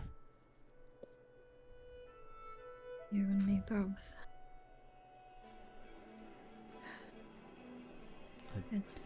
He's probably got a lot to process.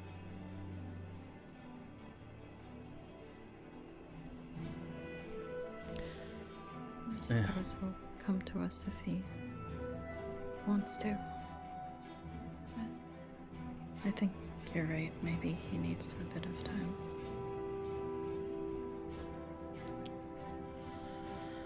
Right, well, suppose that lesson of his is not really worth much right now, is it? No point in being selfish if hurts the ones you actually like. He shrugs and goes back to the book and reads over some of the spells.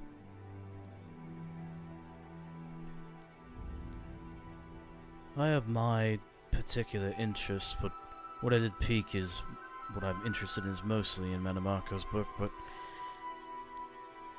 suppose perhaps if I had to choose anything, if I could even, if Nocturnal's powers are so deep.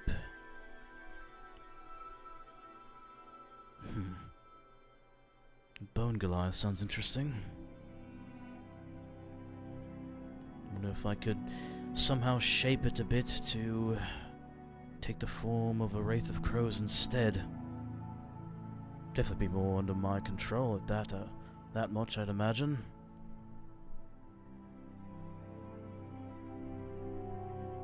Her frown kind of deepens, seeing his name literally in the spell. Suppose there's a bit of wiggle room I found in spells. You're able to shape it to suit yourself. So I could see that being a possibility if you practice it. You think that's truly possible even for a mere supplicant of a Daedric prince's power? She nods. I think so. You're sharp. It's not just Nocturnal's doing. She did choose you for a reason, after all. Taliesin smiles. And I thought I was the one with words here.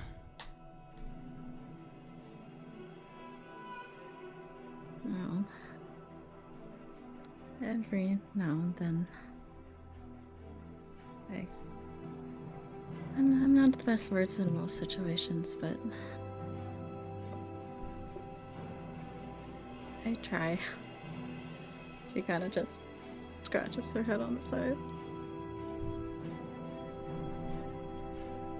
I'll leave the words to you for the most part. I'm more than happy to stand by the side while you talk.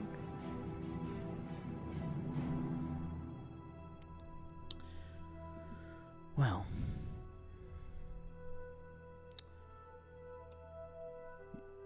I do enjoy hearing you speak from time to time. You should do it more often. He goes to attempt to copy down Fennec's Bone Goliath into the Book of Shadows. Okay. Not cast a spell. Just copy it in the Book of Shadows if he can. I gotta pull up the special rules for that one. Nobody's attempted to do that before, so.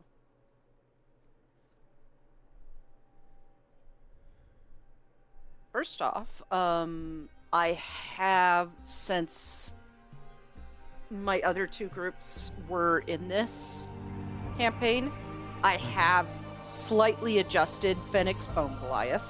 Mm-hmm.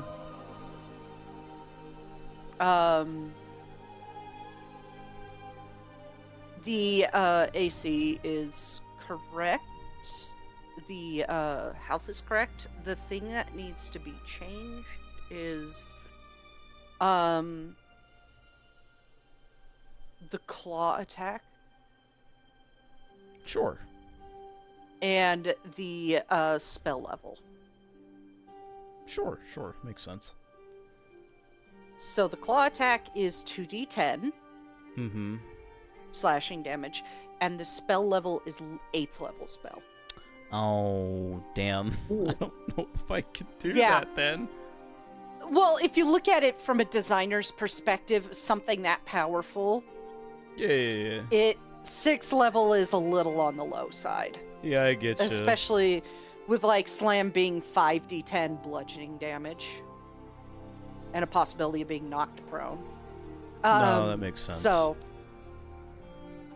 and the fact you get, like, max 21 health times 2 in temporary health. It is an extremely powerful spell, so it needed to be changed to 8th level. So that's the one thing. I just forgot to change it in this book when I was copying it over for you guys. So there's that. It can be done. It's just a very ancient spell. It's from the 2nd era. Okay. And guess who fucking made the spell? Yeah, it's Fennec. It's in the name, Yeah. after all. Yeah. So, question then.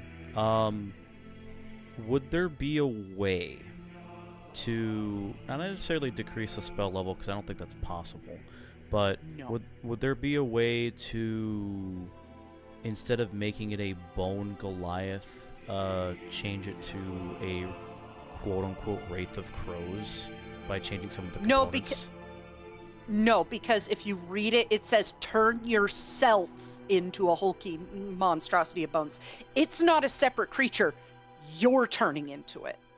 Okay. It's the super from the Necromancers class Yeah. in ESO. I got It's that. Okay.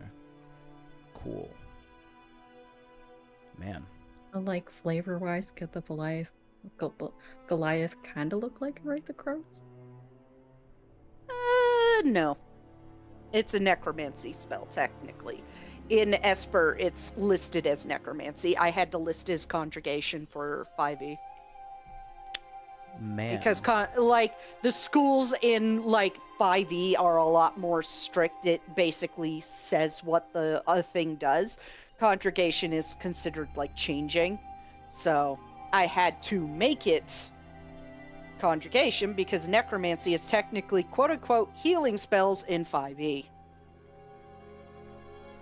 Weird shit.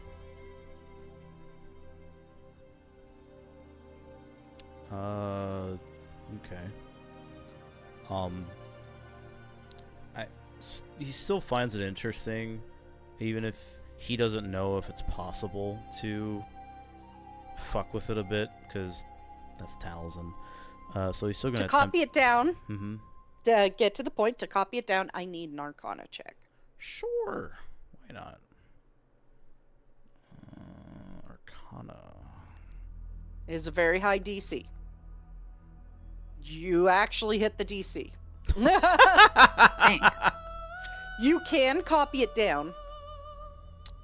But keep in mind, because this is technically a quote-unquote necromancy spell, it would be a lot more poisoning than what Alira had. Sure. Yeah. But would Taliesin know this, considering he's done this before with his nocturnal abilities, and it's in the Book of No, Shadows? because you never seen a necromancy spell like this before. Okay, cool. This is gonna be fun.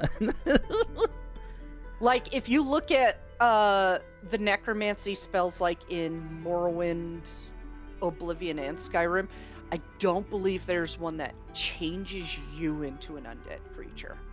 Okay. Sure, makes sense. Cool. This is a 2nd era spell.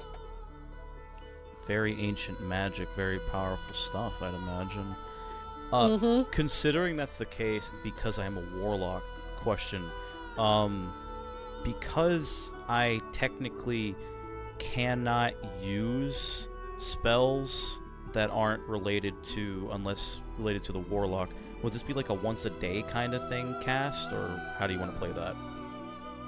It would take the spell slot and probably be a once a day thing. Okay, cool. Just want to It double is check. an extremely dangerous spell. Noted. And it can be dispelled as well, just as a note, and it can be counterspelled.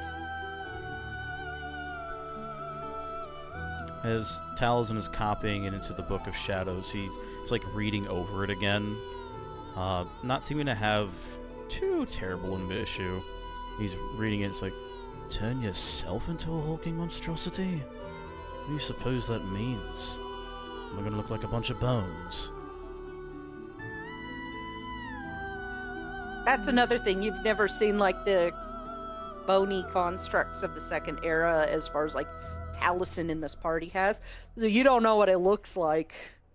What do you suppose it looks like? Just pique my morbid curiosity, Dove.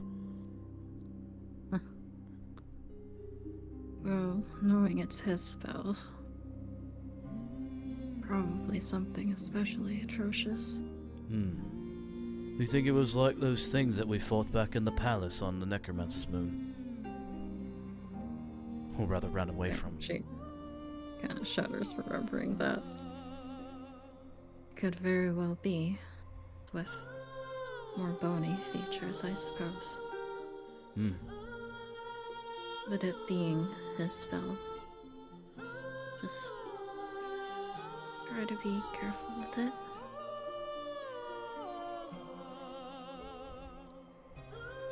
Well, considering that we, the soul gems that we got against Soul, were they lesser or common? Lesser. Okay. And and what you use has to be filled, and the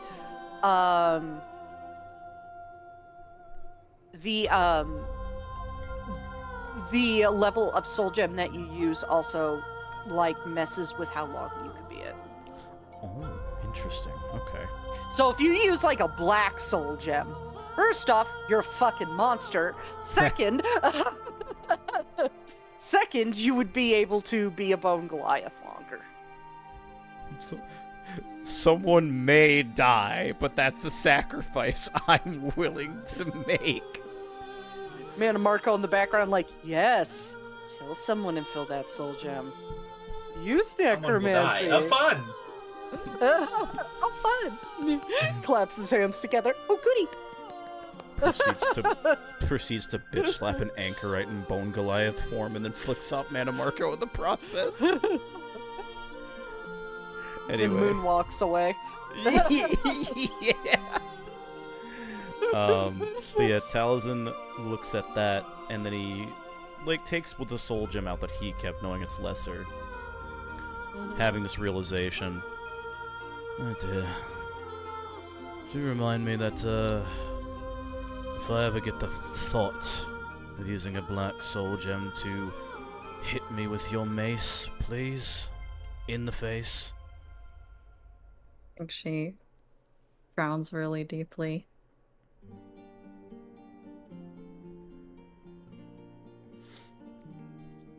And nods. I'll do more than that if you try to do that. After I'm out of the whatever I'm going to look like form, whether or not get killed when I'm basically a fucking creature of bones, that's very interesting. You can see why the anchorites really were chosen. Right.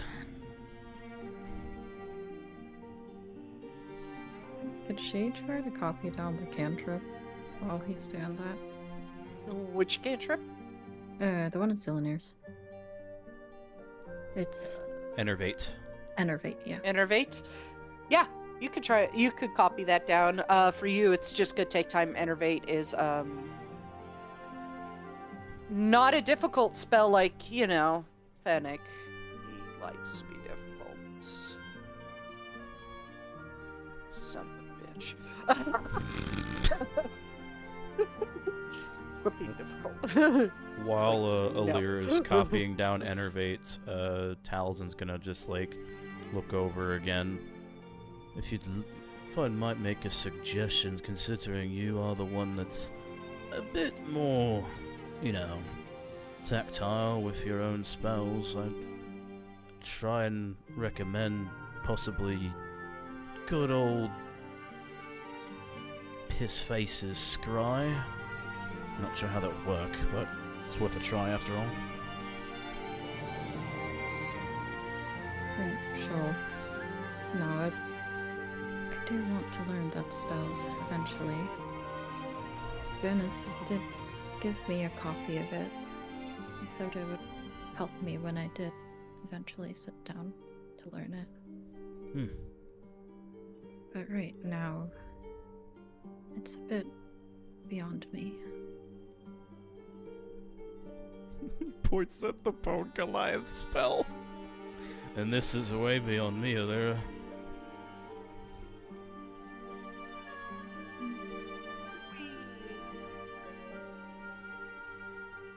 Well, she'll look around, see Galarier and Caldron are just gone. I suppose we have the time anyway. Sure, why not? Just cracks her knuckles. Nudges her in the side. That a girl. They are so bad for each other. Girl, they're just gonna enable each other. It's gonna be so bad. You know, next thing you know, you're just gonna wake up and you're gonna be like under Fennec's command. It's gonna be. This is why we great. can separate all mages. This is why mages live apart, okay? Hold on, Dragon Age. Relax. Hell yeah. Templar for life. We need to make these two fucking tranquil, god damn it. No, not my 18 intelligence. Not my 18 intelligence. No. So, is it an Arcana check? And then, like, I remember Vanis was saying, like... Not, that was specifically for that spell. Yeah. Because I'm gonna let you know now. That spell is a clue on something. Okay, cool. Yeah, it's a fucking clue. Chat, what did I she guess, mean by this? yeah. She'll try to think back to, It's like, foreshadowing. what Vanis was, like, telling her back in Artaeum about the spell as she's, like, reading it and trying to copy it down.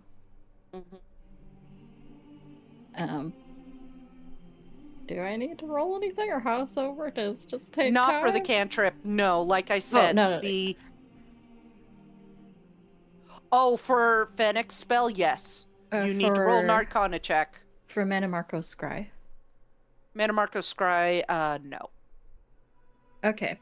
I guess, yeah, she's just like, you know, while they're talking, she's just finished the cantrip and turns to start copying down the other spell and just, like, thinking back to what Vanis was saying in Artaeum. Like I said, there's a very specific reason why Fennec's spell is, got such high thresholds. A, it's an immensely strong. And B, foreshadowing. Don't worry about it. Concern. Oh Be boy. concerned.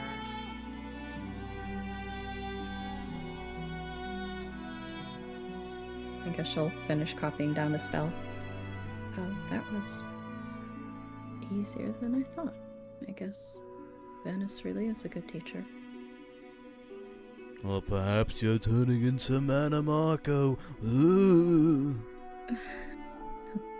She turns into Manamarco. Ah! 12d12 psychic damage to Taliesin. He turns around, it's just a short version of Manamarco. Chibi Manamarco. Chibi Marco. He would flip the page over back to the second page where Enervate was, and he points that lightning cloak. I actually know this one. I'm not sure if you copied it from the book, but if you did, it's actually quite useful in close quarters. So if you don't have it now, may as well. I think I did. She flips through her book to the Grimoire spells. That's right, it's here. Looks I think I over. remember you using it once. Was it against your brother? He smiles. That it was. Need to make sure that bastard knew that I could cast spells now. Gotta make sure that I bully him a little bit. She laughs. And he has a genuine smile on his face when he's talking about his brother. Hope he's doing alright. She shares a sympathetic look. Yeah. Me too, for my brother.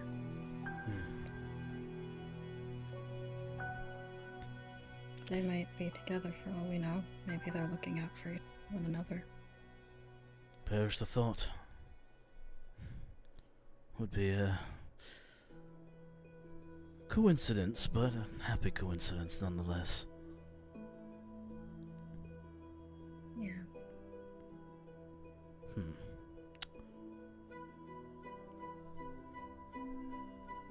He glazes over at the puppet spell and then shakes his head. Nah, it's too much. Like, she gives you, like... I mean, she's been frowning a lot, but, like, this is, like, a really deep, like, almost... a little bit of a scowl, like...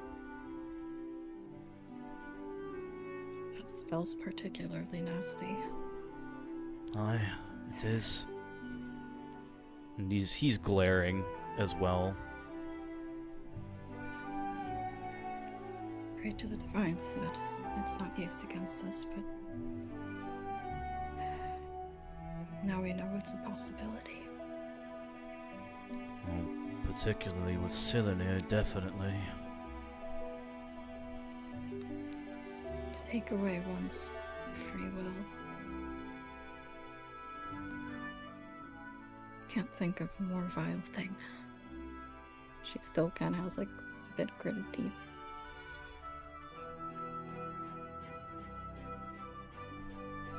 It is one of the few things that are definitely on my absolute nose of no's. Now, charming a person, sure, maybe. But taking away their complete free will, forcing them to do something they don't want to do, I don't even wish that on my worst enemies. Maybe Manamarco, but he's a right bastard in his own right. But I think I'd actually rather face the anchorites head on rather than one of them getting controlled by another and fighting each other. Would make it easier, though.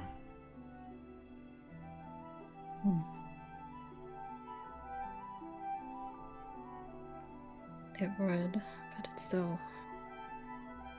wouldn't feel right. Like she just turns away, closes the book, haven't finished copying the spell. He looks over the notes again. After just like seeing her turn away, he flips the book back over to where the notes on what Cylinder wrote on them is, and he's just staring at the one written about him.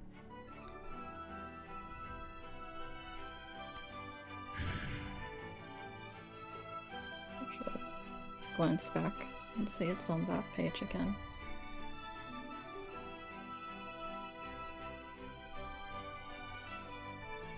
I really don't like that at all.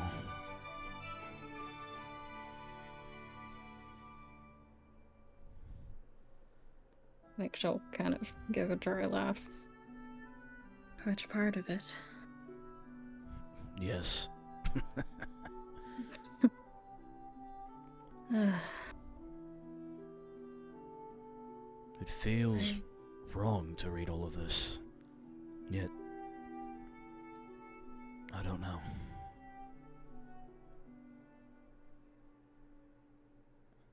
About this time, you would hear voices coming up the hill from down near the mine.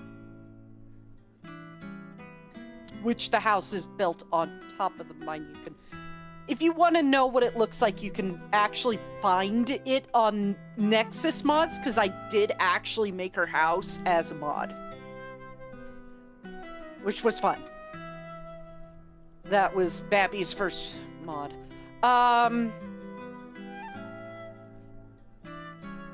And eventually you do see, first Fuelfer walking up, stopping and looking at you.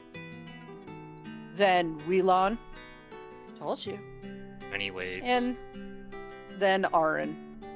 You know you guys could have gone inside, right? No, it's your house. Sorry, we had to Yes. mope. Well, that is true. It's my house. She looks at her dad.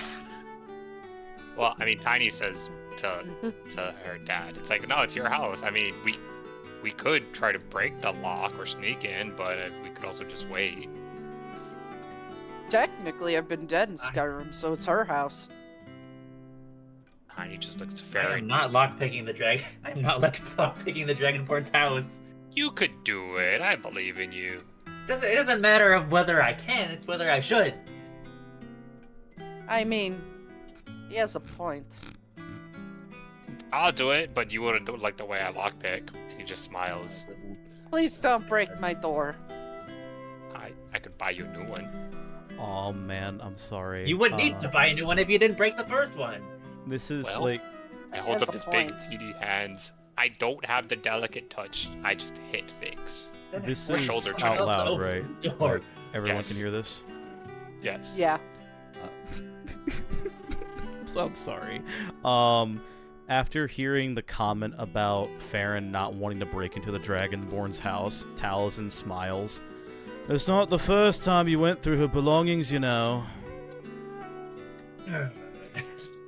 Excuse me? He's just, I don't think she knew about that, by the way. She did. Tiny's like,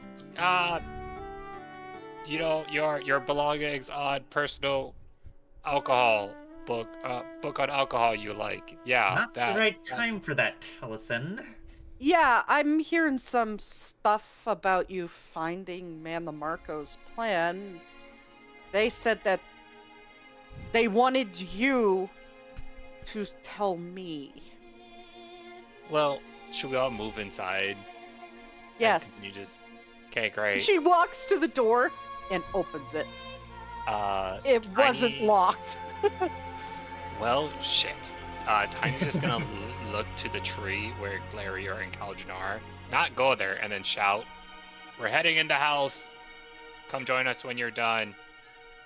Are they fucking? No. I think something happened. They're being mopey. Let people Going mope. That's around. normal for Galarior, though. Going around. He does. Sorry, he needs his emotional support fish. Yeah. God. Yeah. Don't drown it. Don't drown it. How can you As drown a fish? What? Tiny catches up to You her. pull it out of the water. Oh, true, yeah. Fishing field only work one way. That's how you can drown a fish. You pull it out Um, of the water. You put it into a medium it can't breathe in. That's drowning it. True. Also, if you grab it by its tail and go against its gills, it drowns. Yeah, Its gills that's aren't true. even one way. Morbid note. Sorry. Anyway, Tiny's gonna saddle up to Ara and is like, I did have questions for you after the smart people tell you the actual important things. Sure. Okay. Opens the door, lets you guys in, starting a fire. Have a seat. Motions to the table. Okay. And this house is fairly small. It's like the classic Nord L-shaped house. Right by the door is a single bed with a chest and an end table. Then there's like at the bend of the house there is a partition, and above you is an attic with a ladder going up. And in the corner is a fire pit. Next to that is a table that seats 4, and then on the other end of the house is a double bed with 2 end tables, a chest, and a wardrobe. It is a classic Nord house. Cozy. I grew up here.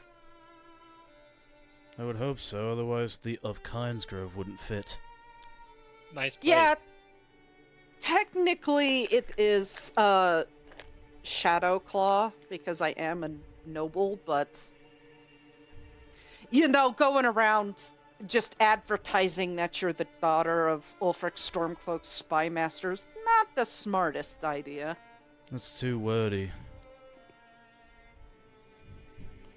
What? Yeah. Anyway, you said you wanted to ask a question, Pribby? Oh, mine isn't important. And he kind of just sits on the chest, kind of away from everyone. He's like, you guys have the Best important now than best now before the heavy talk. Yeah, I mean, it's a little disappointing that you don't think yours is as important as ours. You're still one of us. Come on, speak up. It's not. It's not.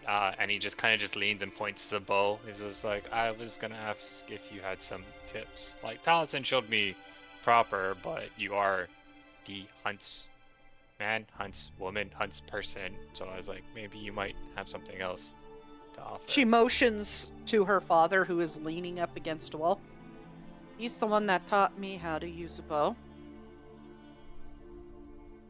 No offense, but you have the huntsman in your name. That sounds cool. How do I have a huntsman in my name? I'm I just thought you Arna. He's talking about your title, Aaron.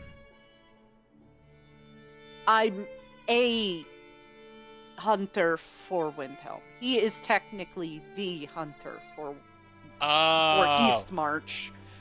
I took over his job while he had his little run off to Alanor. Oh, well, and his face goes bright red, and he's like, sorry, no disrespect, sir, if you have time. I have time. Okay. Let's hear what they have to say, and then I'll give you some tips. Okay. Alira, if you wouldn't be so lovely and kind to fill any missing gaps that I happen to miss. So, and Taliesin proceeds to give a detailed report of what has happened since they have last saw Aaron, with them going to Artaeum, with them meeting Akatosh and Talos, Talos giving Aaron his regards, and then on top of that, the whole thing with the orbs and basically the plot that they just literally found out. And now we're in possession of Manamarco's original spell tome along with Silenir's. Oh, that's going to draw attention. Aye. But we've already found out what we needed to find out. So... If you want an anecdote for it, after I found my first Elder Scroll to learn Dragon Rend my entire way back from Blackreach, Alduin kept bringing dragons back alive along the route I was taking. He was trying to stop me.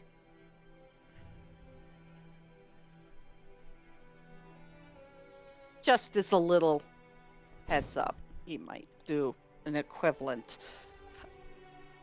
Well, he's Except, already... it's a Daedric prince this time and not a demigod.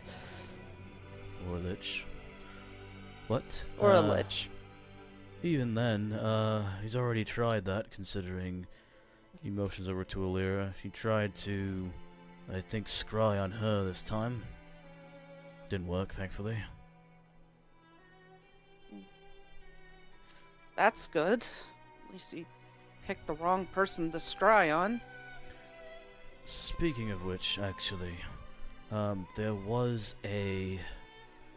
something that I was able to glance over in Manamarco's tome, which Therio is currently in possession of, but I did see it, and it might be of benefit to you in case you end up in having to deal with any more revenants. It's actually a shout. Really? And I thought I knew all the shouts. And he basically says what the spell does, or the shout, which is a Liv Dil Korav. She would actually need to see it to be able to, like, learn it. Yeah, no. He's just explaining what it does. Yeah. Well, as soon as Glarior gets in here with that book, I can learn it. Did it have dragon language in it? Did it have dragon language, or was it just written It out? says written in Dova the Sea Death Shout. Oh, okay, cool. I didn't see that part. Thank you. He nods. Then I can learn it really easy. Good. Excellent. Literally, for me, the only thing that stops is it has to be written in Dova for me to learn it quickly. Interesting. Very fascinating. Tiny raises his hand at Taliesin as he's talking. Yes. What about the people? The list of people. Oh yes, of course. Within those tomes, specifically in Silenius, there was a list of people that we need to deal with. I'm just going to list them out. We have a Kavarian Ravul, if that rings any bells. No. You're gonna be surprised, or shocked, or disgusted, or perhaps all three by this one. Erica of Solitude. Oh, good. I've always wanted to punch that asshole in the face. Can I take care of it? If you would like to Your kill him, then yes. Oh, of course. I hate that guy. Yes, But you can call me apparently. Erica's sister. Apparently, this was a specific vendetta against your beloved. So, Then I'm definitely killing him. yes, he's tasked with. And I quote, he pulls out the book again.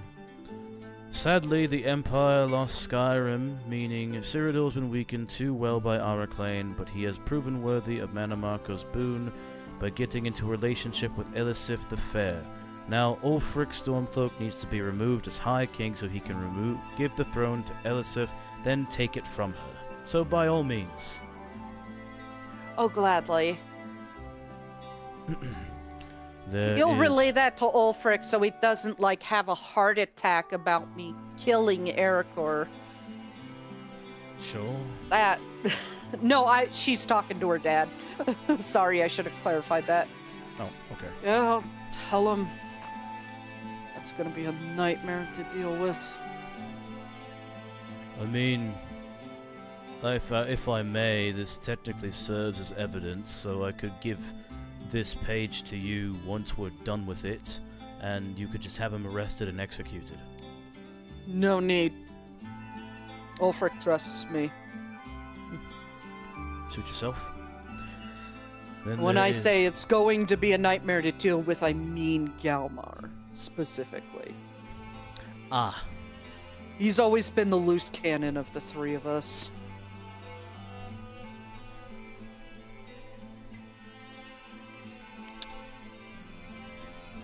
right. Well, there is also Javan, the Prince of Elsewhere, who also happens to be Davthin's apprentice. That sounds awful. Yes, considering how unhinged we've seen Davthin act so far. There is... Oddly, Hmm? in my time in Alinor's scope, I have not heard much about the ruling family of Elsewhere. Just that the queen was had briefly been in poor health and got back to good health, and by the time I left, nothing had been heard about her in some time. That's a bit troublesome. It now makes sense.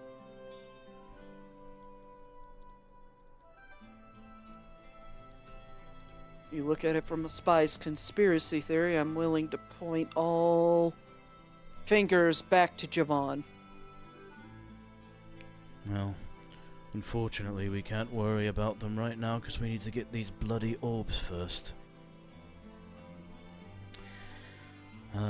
Aside from that, we actually have one of, I believe it's one of your relatives, Willon.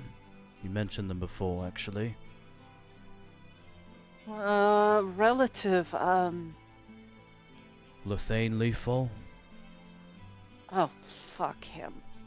Yes, unfortunately he is also a revenant. He's like a great uncle or something. My father never spoke of him much. Well, he has definitely changed the wild hunt into something that we recognize now, so that would be his doing. Very trusted amongst the anchorites. Wouldn't be surprised if he's responsible for my father's death. Possibly. And then he glares. He seems visibly angry as he says this. Tacitus fucking Cipitus. You mean that fucking plant? He nods. It's no fucking secret. Everybody knows he's a plant. Yes, well... A mysterious nephew just, pops up and... Oh, look, we have Titus Mead II's nephew. While he is Bullshit. While he is not a revenant, as far as I'm aware, based on Sillin's notes, he has wormed his way into my fucking family. So... Well, if it's any consolation, it's probably Arclane that's behind it. He nods. Is he? Because Tacitus Cipitus is a fucking idiot. And a drunk. Everything I've heard from Thalmor and my time listening in Elnor is they'd make fun of the fact that idiot is a goddamn drunk.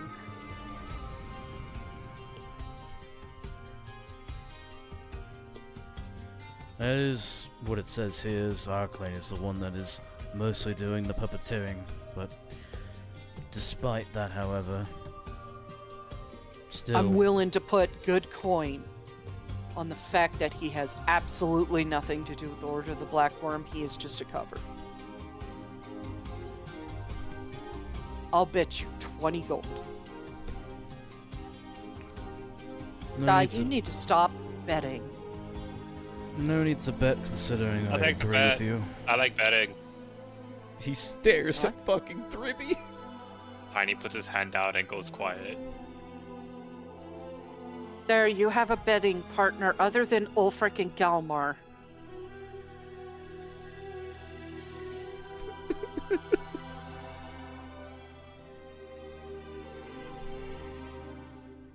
It's fun to take money from Galmar. I don't know what you're talking about. He pulls out 20 gold and hands it to Tarn.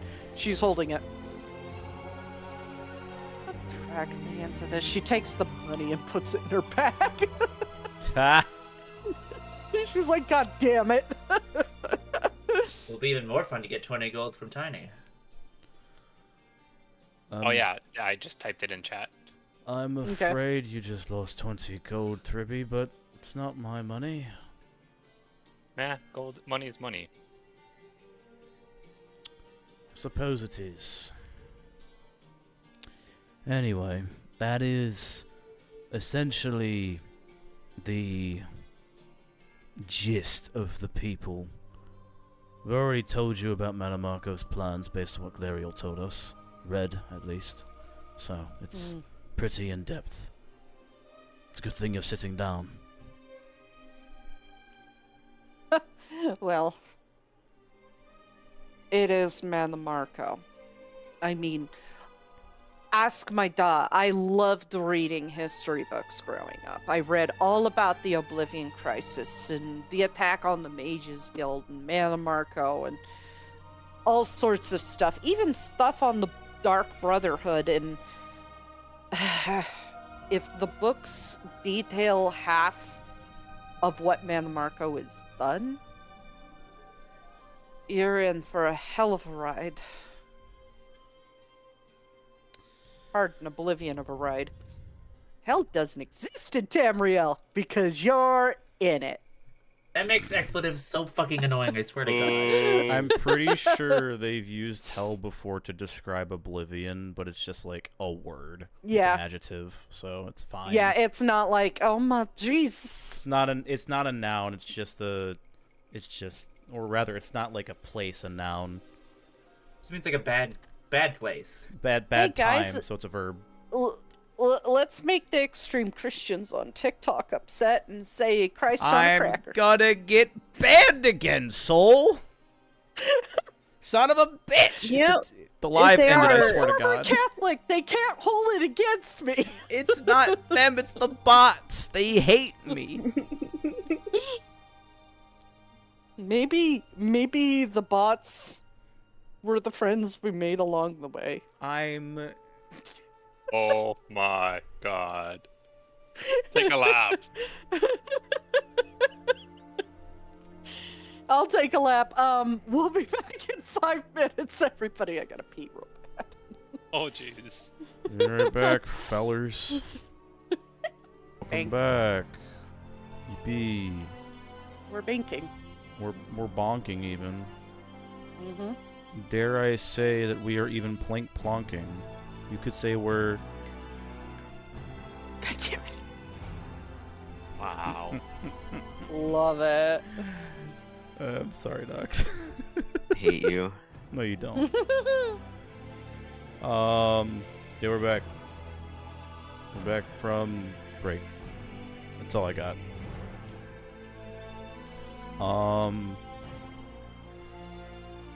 So, what you guys were doing was discussing with Arin and her father what is going on.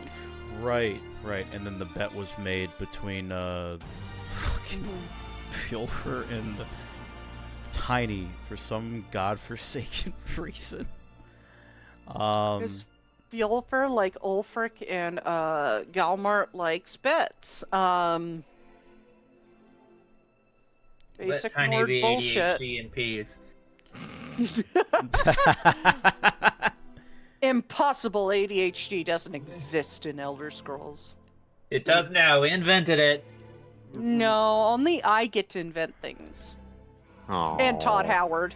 And Todd Howard. But we don't listen to him. There goes my No, there we goes my spell crafting, man.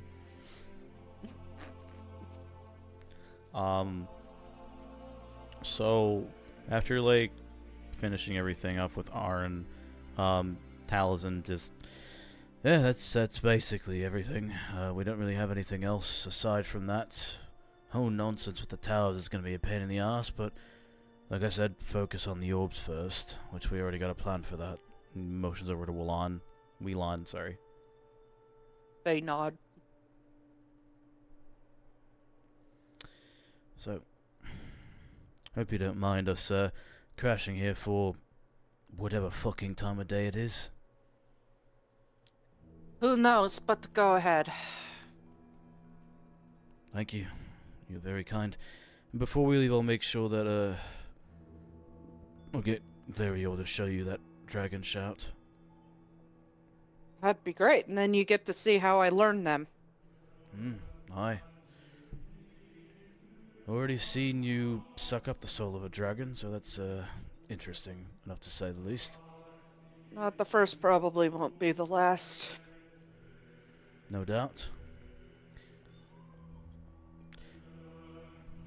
Curious, Arin. Don't really have anything to say about Talos. Oh, Wolf says What? hi. I don't know what to say, to be honest. I mean... He did call you his sister. Oh, don't do that.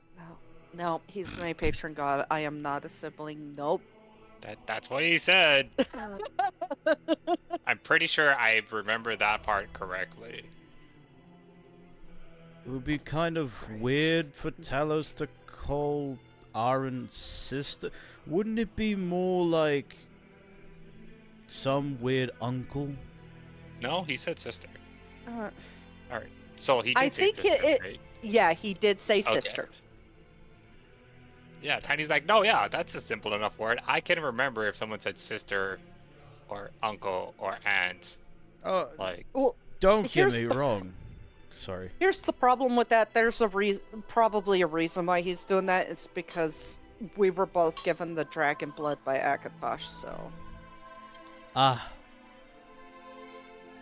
It's still weird to be called sister, though, right? With it's Yeah, he's my patron god. No, I don't like that. And even then, I don't want to be put on the same pedestal as him. And even then, Thribby, I believe what you said. I'm just saying, from a technical standpoint, it just doesn't make any sense. It's more like a weird 17th line generational removed uncle. he just shrugs. He's like, "That's what he said." I I mean, believe I was calling Grandpa Feldrin for a while, so it's Yeah, and I'm I pretty try to sure forget. he feels weird about that. Yeah, he was fine at first, and then he said, "No, it's weird," so I stopped. Because he was probably high at the time you started doing it, and then you caught him when he wasn't high and said it to him, and it freaked him true. out. That is exactly what happened. Wow, good guess. And he just like golf claps. I know, my friend. Baron, I know Baron he just takes face sips of skooma all day.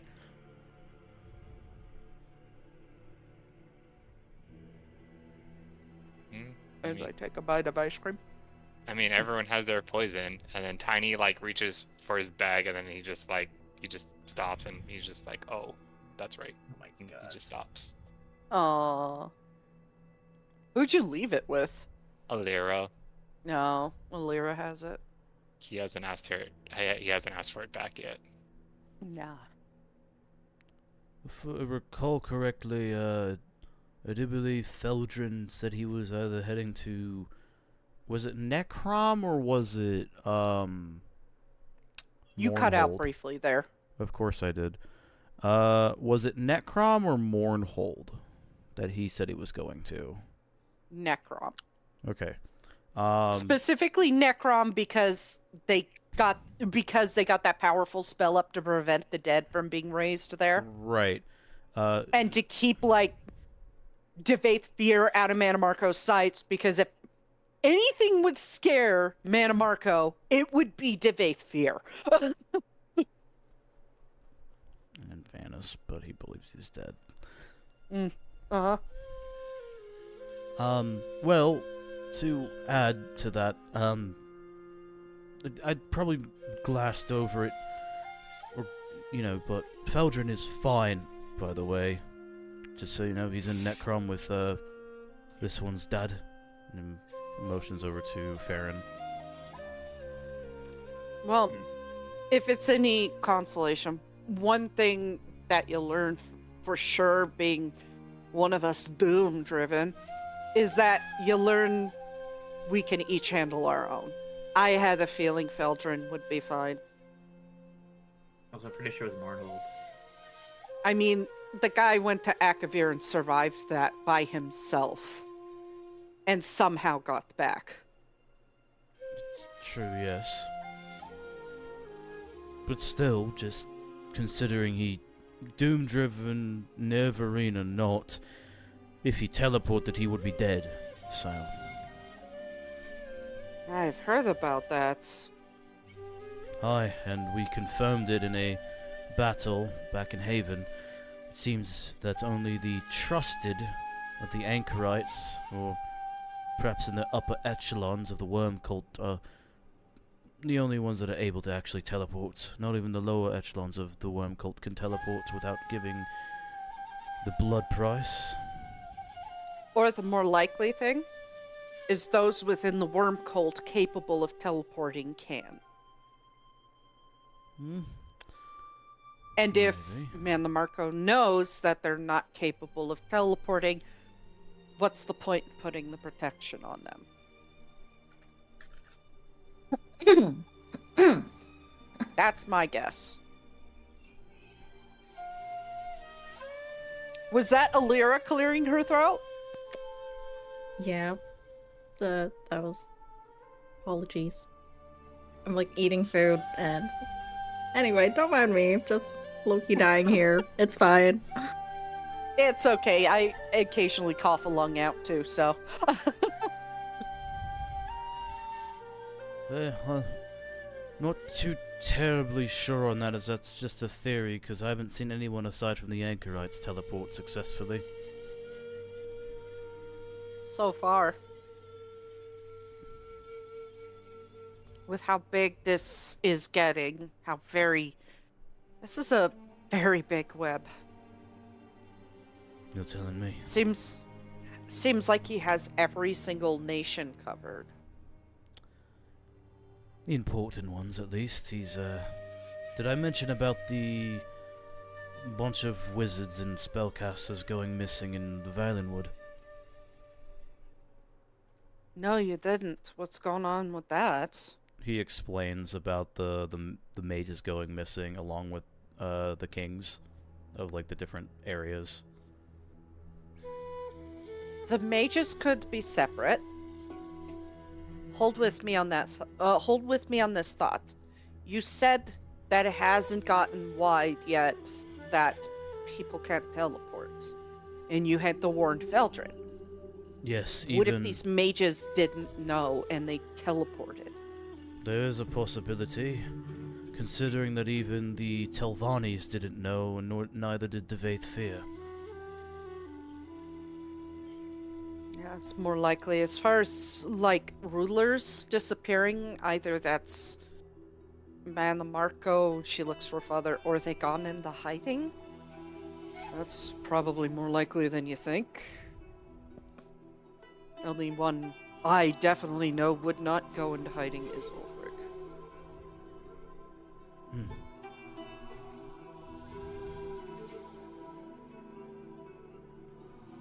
Speaking of which, we actually didn't hear from you after, like, we barely even asked because we were so, worried about you not being bloody well killed.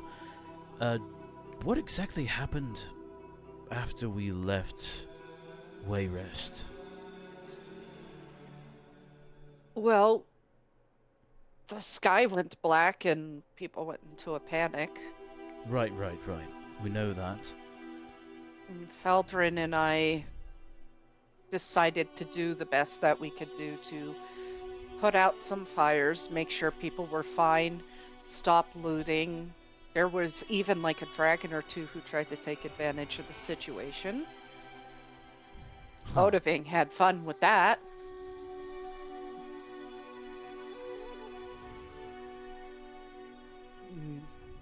Fjolfer speaks up. As far as the leader's end of the thing, what leads into the possibility leaders have gone into hiding is the fact Emmerich did. He was told, not by Gerard, but by his hand, to go into hiding.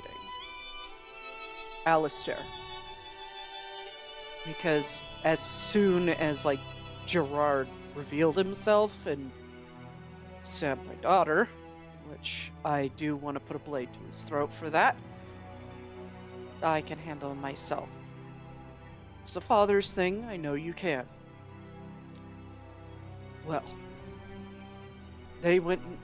those two went into hiding, cannot say where.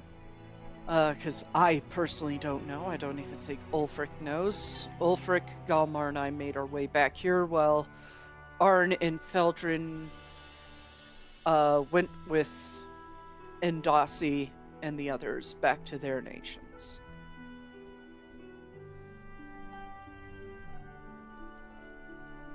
We dropped Endossi and Tavisi off. Tavisi and Blacklight and Endossi in Mournhold, and then we took Subish and Hristus back down to Hellstrom.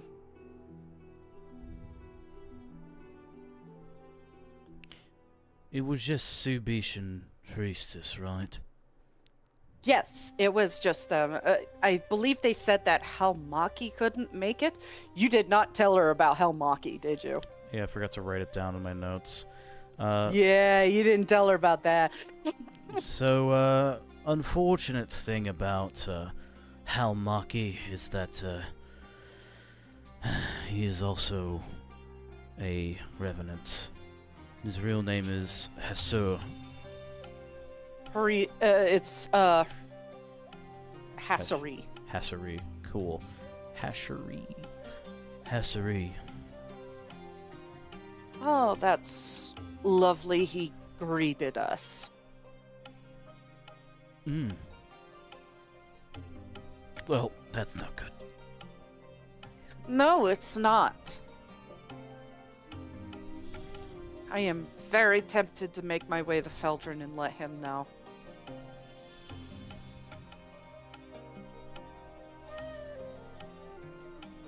But all this does seem very much like, from everything Da taught me and overhearing Ulfric's plans and stuff for the Alliance, it's an effort to slow down, divide, and conquer. And from what you're saying to me about Halmaki, everything I read about the Oblivion Crisis and how the Argonians just absolutely demolished Mehrunes Dagon's forces, Hanamarco did the smart thing on his end. He crippled Black Marsh before he even began. Would seem that way, considering that... He pulls the book out again. Says here that Halmaki is very good with flesh sculpting, and he changes his name and appoints himself as his own successor. And Halmaki was his successor up to 10 years now.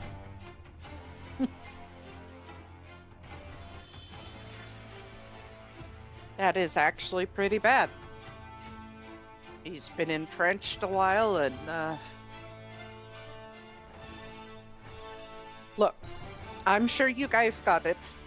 I'll take care of Eriker. He will be handled. Maybe I'll even use a shot to make him admit to what he was doing in front of everybody.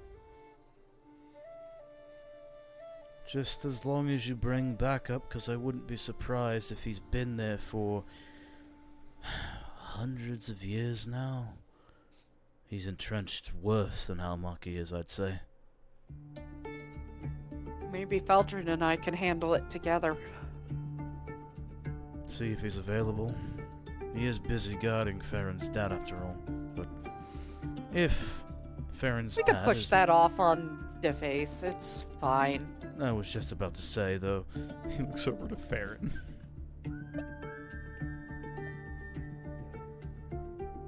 Oh boy.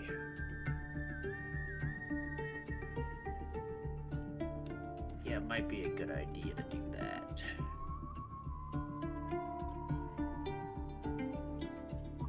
There's a very good reason Manamarco has not gone anywhere near Necrom. And it's probably Divaith Fear. And as you guys know, and she doesn't, Vivek's there too.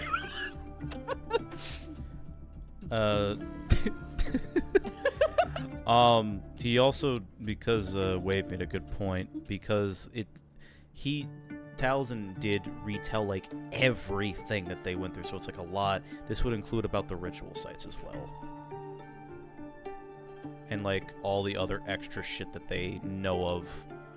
There's basically doing a summary of events, so to speak. You will notice that while Arin's been talking, Fjolfer's been in thought. He has been like scratching through his beard, looking to the ground, just like thinking. He is clearly thinking heavy face on, and when is Glarior and fucking Caldron coming back? They're fucking behind that tree now, aren't they? No. They're fucking in the shed, aren't they? No. Nah. What a shame. DM is saying, "Come to class." The You guys are tardy late bell for is class. rung You're gonna get detention. from fucking Filther. Mm-hmm. Big scary dab. He's that like what- 6'8". Is that the DM saying where the fuck are the other two, or is that Filfer saying Yeah. that? No, Okay. that's the DM saying where the fuck are the other two? Let They're them still be behind sad. the fucking tree. Because They're still brooding. yeah, I'm saying that pretty much as soon as this discussion's done, Arin's probably gonna fuck off to Feltrin.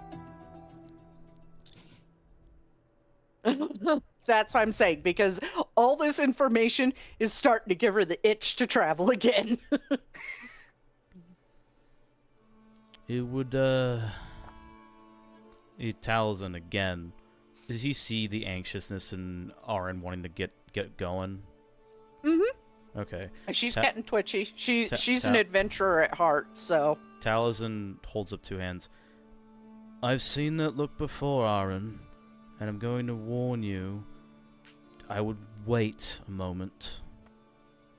Wait until you're prepared so you can have that dragon shout, and then you can do what you need to do.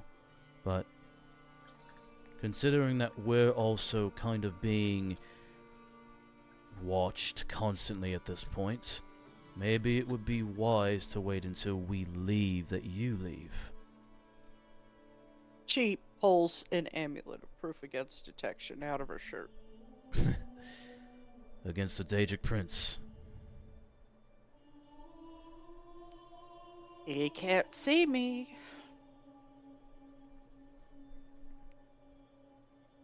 Well, It only does so much, we've learned. aye. He's attempted to scry on us even though we have the same. Multiple times. Look at it this way. And Fielfer speaks up. What reason would he have to scry on her if he has spies in Skyrim's court? Oh, that's not what we're talking about. I'm more so saying that it would be wise to stay here just in case things happen, instead of you fucking off. What, in case he shows up? If he shows up now, we're all fucked. I faced a demigod, not an actual god. Yes, It's a very big difference between fighting a dragon in Sovngarde and fighting a Daedric prince on Tamriel.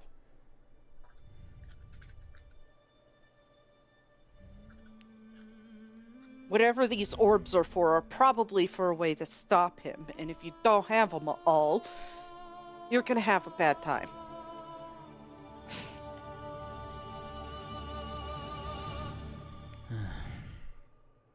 He sees. And you said there's a couple more here on Tamriel, and one in Pandonia. He nods. What's to stop Manmarco from taking advantage you fucked off the Pandonia? That has been in my thoughts, old man. Trust me. That was Arin talking. Oh, sorry. I heard the deep voice. My bad. That's been in- because I have a deep voice from strep throat damage. Thank you very much. That's been in my thoughts, Aaron. I'm very well aware.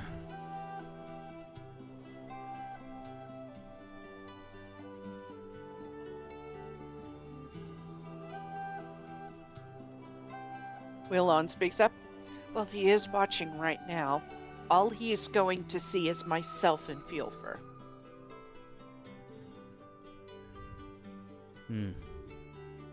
Because even if he does manage to scry, those necklaces prevent you from being seen through the scrying eye. Arn looks to her. He's also a god, which means he can see through everything.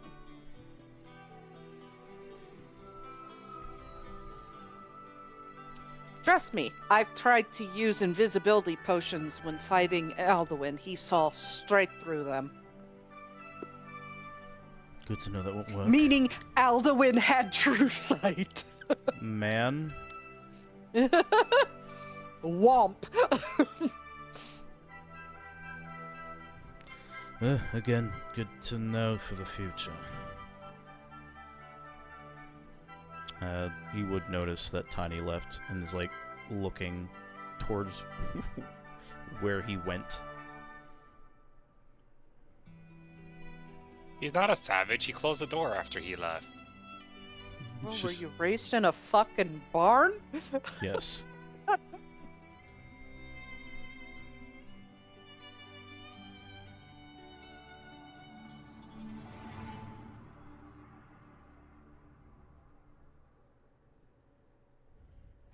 Who knows where he went? I mean, I could easily find out, but I don't really want to use a shout right now.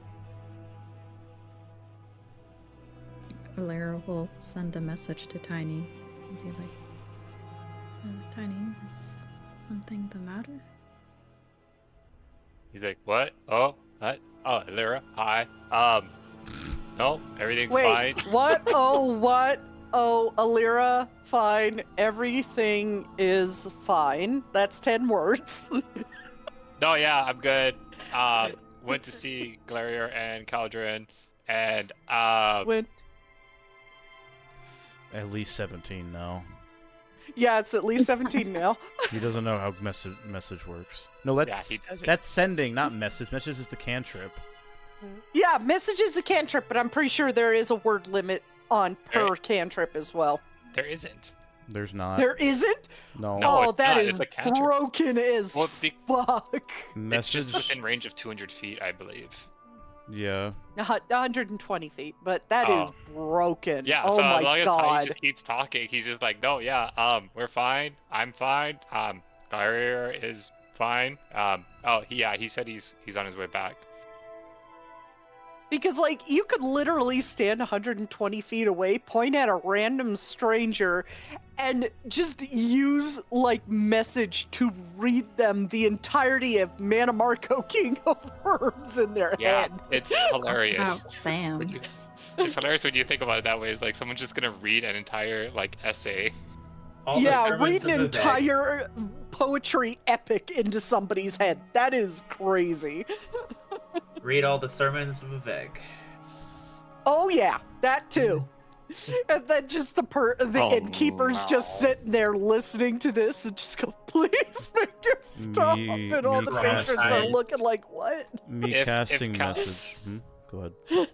I was gonna say, if Caldron's not putting Glarier down, he's gonna hold out his hand like, do you want me to help pick you and him up? No. Okay, like, You want me to hold him? no, You like, do I have could- a carry limit, sir. You know what?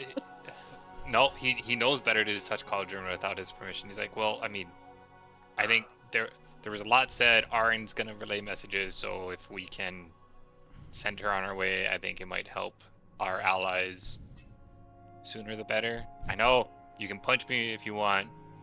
I'll be the bearer of bad news. Today on Dragon Ball Z, pregnant lady gets a itch to travel. These are some interesting pregnancy craving. It's better than pickles and ice cream, I'm telling you. Oh, pickles are dangerous. Hey, Aaron, what are you craving during pregnancy? Violence. What? Yeah, the blood of my Pretty enemies much got it. Honestly, same. Dragon Soul. Arid during pregnancy. Hey, Arid, do you crave anything? You okay? To bathe in the blood of my enemies. Say no more. Say no more. I thought you wanted peace, not problems. You can have peace once everyone's dead. That's all that matters. Exactly. I just Peace want can peace. happen when I want everyone problems. is dead. There's nobody to say anything if nobody's around. Insert assassin meme. Yeah, Assassin's literally. Creed. Nobody Bodies. can argue with you if they're all dead. That too. True. And Too. faith. I don't know, damn, that's kind of evil.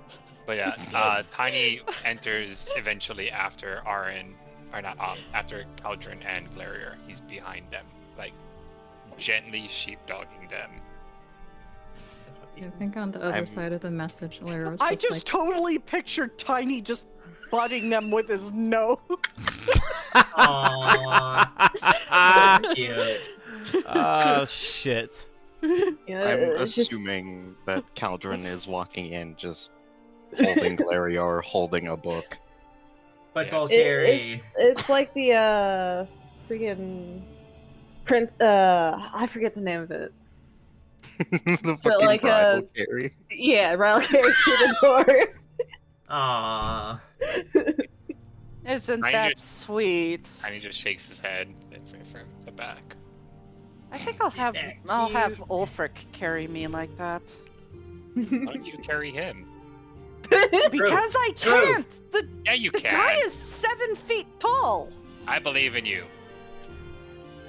She's like standing there at 5'8". He gives her two Use your, thumbs up. use your with a big- Dragonborn. Use your Dragonborn powers. Yeah, that would be cool. I follow the way of the voice. Oh, he's cooing at a baby again. I Did you picked her hurt up and him? I bunked her head on the door handle. I'm No! Oh, Crime punishable by death I'm a into the sea. horrible uncle. Disadvantage Oh, you're under- making biscuits. You don't care. Nothing was damaged. Oh, Assumedly, there is. Look at oh it my this love, way, you're Nox. bleeding. Nox, look at it this way. Nothing can be damaged if nothing is there. I was gonna say, like, you're getting upset about something that's not present. I don't know what the problem is. Thank you for your input. I dropped Kuro once and like hurt his tail. I felt like Hitler the entire day. Now I want to hold my boy. Where did he go? Hermes. Oh my god. The We're freaking brought to you parade. in part by our lovely only actual sponsor, Kitties! probably Java, ever can I for see this your damn eyebrow, D&D please? stream. Please, can I Cat. see your eyebrow? Come here. Unfortunately, is here, not let the me fat see. one, but it's still a cat. Let me see your Unfortunately, they have eyebrow. no money to produce us because they are cats. Stop it. Mhm. Let me see. Where is my cat? There I is like no don't see him at sponsor. all. Did he sneak out? None of us make money from this, from the Oh my cats. gosh. That would be In the really bag of funny, cat though. food. Oh my darling. What, do you want on my desk? You think cats pay us back? Nah. Do you want on my desk? So is your cat in the drug bag? Chomp. I have. Oh no, he's in my laundry basket on top of some towels. Come here, Jubbas. I love you. I'm sorry. Hermes. You All I monster. see is a pair of fucking ears sticking up over the side of my bed from the she's laundry here. basket. Oh, she's very here. Jaws. This is gonna be a Don't great eat that. 30-minute intermission of the RP. Oh, No, we're Java. gonna continue, sir. Java, no. Sir. Java, get off my keyboard. Java, Java, no. Don't send that. Java, No.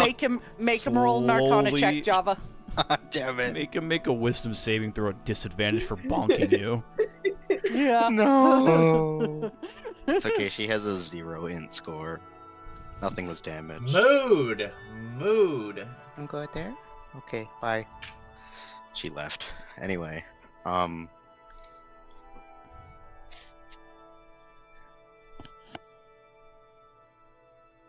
Book. Yeah, okay. Book. Carried by Valerior Calvin. is holding the book and being carried by Caldron. Dude, Taliesin and Lyra specifically, his expression looks back to normal.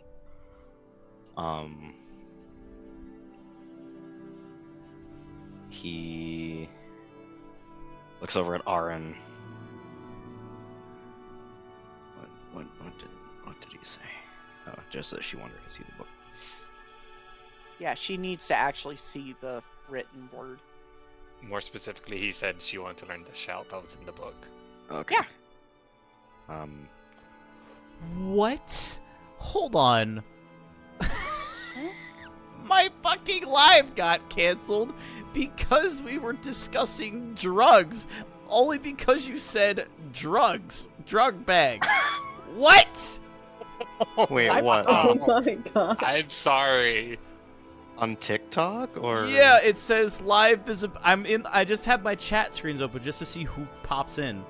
And it says your live is not eligible for recommendation and restricted in search results because your live does not comply with the 4U feed eligibility standards under our community guidelines. Reason: discussing drugs or other regulated substances. Huh? It's for It's adults. catnip TikTok.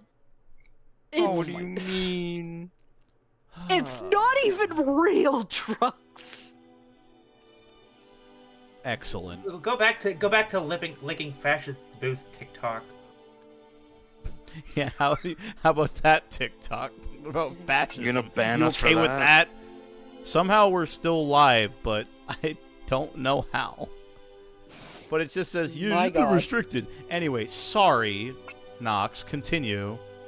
Fuck. We're just not getting recommended on anyone's For You page, which I guess. It's fine. We had 54 total viewers and 408 likes. I don't care. what?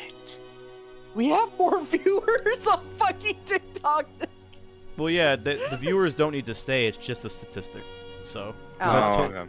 we've had a Well, total we of have 54 six viewers. lovely, and steady viewers on. Oh, 5. God damn it! I made one leave. You looked at them. You can't look at them or they run away. Anyways, Anyway, Continue. Glarior beckons Aran over because Caldron is not putting him down. And she walks opens- over, looks up at Caldron, raises her brows, then looks at the book. Java made it to the quote wall. Yay! Quote. Quote wall. He opens the book to the page that has a shout on it and turns it towards her.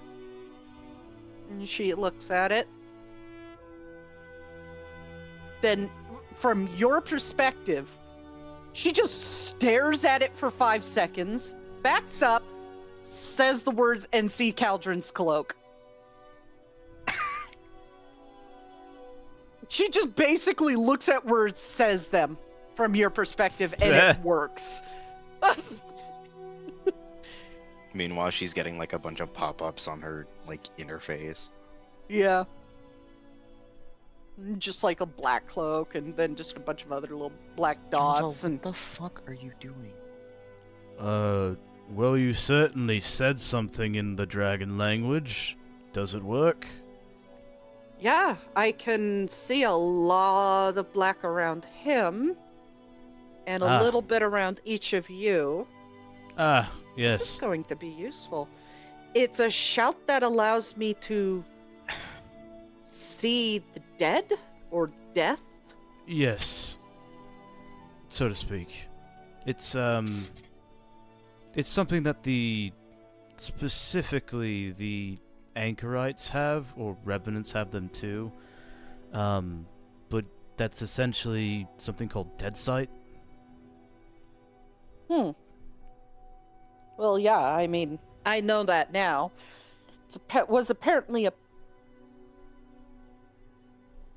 It was apparently words that dragons knew. I don't know why Parthenax never told me. I like collecting shouts. Well, you have what you need. So, I found one that turns me invisible in elsewhere. good.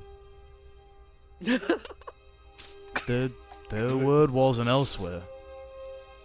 Not exactly word walls, but apparently there were dragons at one point. Dragons in your own homeland. What are you Whatever gonna you're do? gonna do. What are you going to do? Dragons? Dragons in your homeland? More likely than you think. This one does not know, but he's gonna. But he hopes his family will be safe in River. Riverhold. Not single dragons in your area. Java, stop Oh my fucking God. crying and decide if you want me Hey, around. yo. Ah, we found the monster fucker in the group. Fine. Okay. Oh, you That's it. too? Gee, That's you it. There's at think? least 4 of us. I just Oh, I say never ayo finished at my anything food. and it's slightly suggestive. It doesn't actually No, mean They're supposed to- anything. Corey. Now we just need to find the furry and we're a complete group. Well, about Okay. that. I literally married a Khajiit. What? I have a persona, and I'm a druid. Oh my god. So So Caldron is the furry. Actually, it's I'm true, he's a- scaly. no, He's I'm the literally- furry. He's the furry fucker. He's also a Actually, scaly. scaly is fish. Oh Yeah. fuck, you're right. Whatever. I'm finishing off my Red Bull. If I die, I die. And like now 5 you're hours banned ago. from TikTok. Thankfully, it does not say I'm banned yet. Again. It will. Doing enough. Again. New challenge: get shade banned from Eh. TikTok. This Hey, defeats the speedrun. purpose of streaming. Why? We get most of our views from YouTube anyway, so. I don't want to be famous. Anyways. And so did she like glow or anything, or she No. just stood there? She just looked, from your perspective, she looked at the book, then used the shout. She had a glaring I need- moment. Did anything like nothing happened to us, right? She's just like Nope, She can that's see. just what that's just what she sees. She Okay. basically sees how Caldron does now, but with a shout. Tiny just says, "Oh, that I was expecting more." Kind of like under his breath. He's just like, "Oh." He's like, oh. He's like, "I saw Aw. her suck a dragon." Like I was like, "Oh." Oh! Phrasing! whoa! Phrasing! whoa. I beg your pardon. Well, I didn't think about it. Yeah, she's just standing there like, what? I mean, you ate a mean- dragon soul. Absorbed. but- And how do you Absorb the absorb dragon it? soul. You, It just happens. It was through your mouth, right? Like that's how you, or did it just like No, fly to your it- chest? It just happens. I don't know how it happens. I was Tiny, like, oh, please. I thought if you like but eat Tiny, it, yeah. you need to be careful of phrasing. Why? Because you made it sound like I did a sexual act with a dragon. That would be cool too. No, no. Tiny, what are you on about? She just walks to the other side of the room, her We hands like, found the other monster fucker. Tiny's like, She I'm is- sorry, I was making she a joke. is not the monster fucker, okay? Tiny just shouts, I'm sorry, I was making a joke. Oh, Don't don't be mad at me. apologize. Just I can't believe You you can- just said that. You can kill me in my sleep, yes I know. Sorry. Oh, Way to He's- cut he's the waiting for, tension like, in a the response room back. with a bloody knife. Good job, Thurby. I'm very proud of you. How Thanks. do you do it? I don't know, it just happens. I think Evidently. he has the same problem that Killed has. He has foot and mouth syndrome. Oh yeah, that, all the time. Though, you know how flexible you have to be to put your foot in your mouth? Like, I know it's a figure of I am speech, There it but is. like, sorry for your affliction. like people who can, that's Somewhere amazing. in the background, Wheelon is just like covering their face with a hand, like, oh god. I mean this in the nicest possible way, but you're gonna need to speak a little simpler where Tiny is concerned. And I mean I can quite tell. simple. To be fair, that wasn't even brought on by anything. He just said suck a dragon, and there's that. He had It a was laugh, and he's completely like, unprompted. I didn't mean for it to come out that way, but it's I thought it was funny. So Tiny looks back to Taliesin and is like, "Remember my backpack? You now know why." What? Oh, yes, right, that. Sure. Hi, Java. Stop. Jesus. Well, Tiny's like, I don't know if that means we ended the meeting, but cool. I mean, he looks to Glarior and Caldron. Yeah. Are you two going to go mind your own business again, or are you going to be with us now? What did he say? Sorry. I said, Taliesin said, are you two going to go mind your own business again and deal with whatever it is you're dealing with, or are you going to join us now? And he's just a very flat face, just eyebrow raised. We're already here. Right. Well, looks over to Aaron.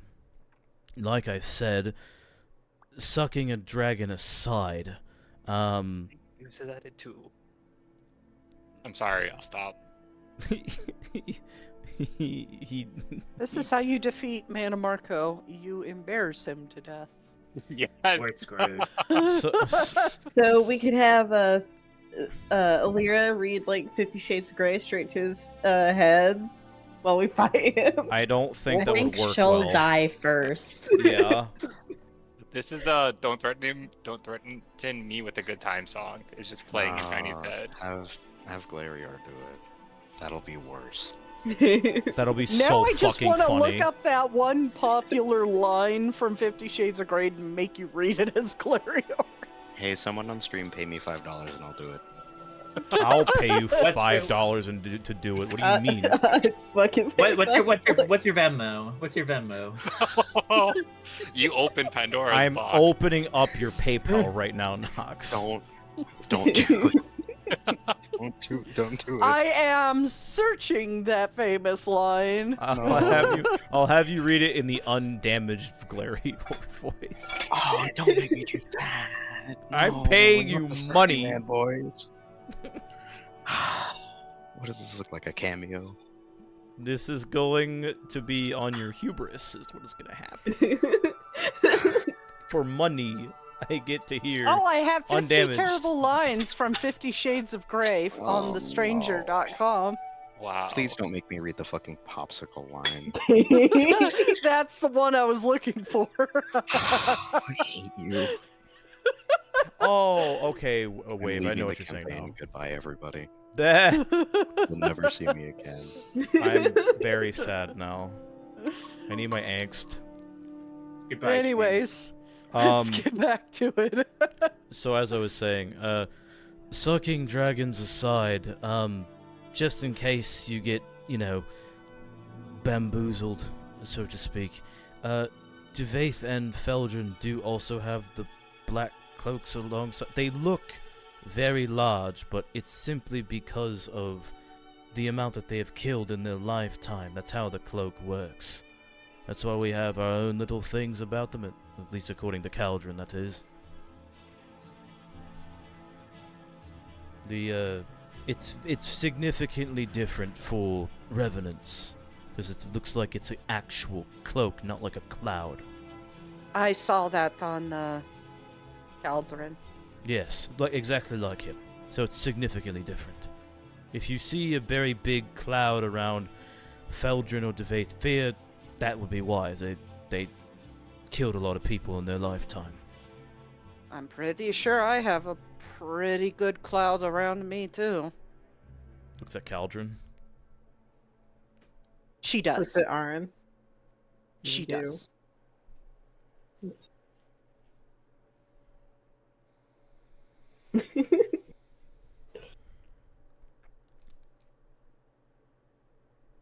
Right. Yeah, she does. Because she kills bandits with impunity.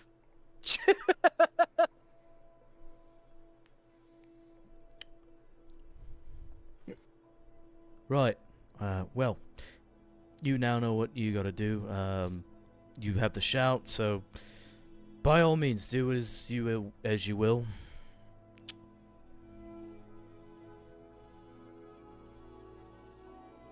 All right, well, rest well and good luck. Likewise. She stops, looks to her dad.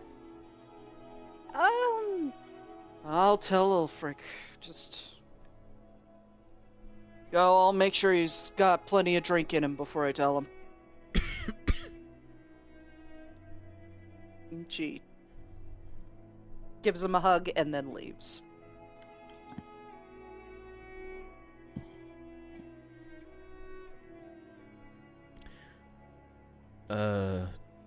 Since when you two, he's looking to Caldron and Glarior if they're still in the room, and he leans back against the wall near Alira, and he just starts explaining.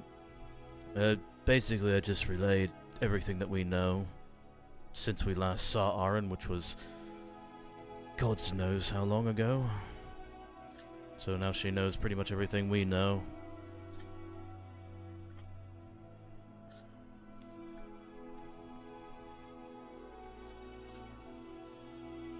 May as well let you in on it since, well, you are part of the group.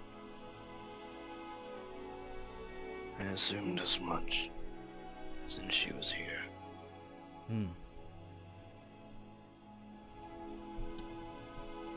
Did you get anything out of her?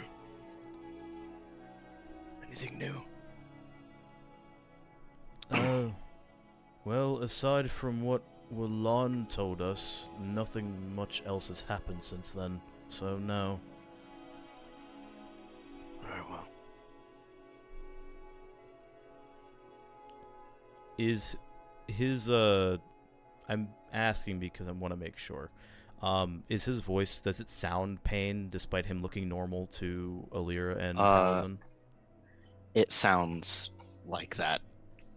It sounds like he's not fully present in the conversation. There's definitely something else on his mind, and he's thinking about it more than he's paying attention to you right now. Okay, just want to make sure.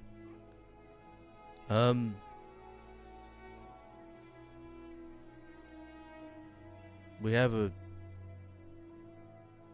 day.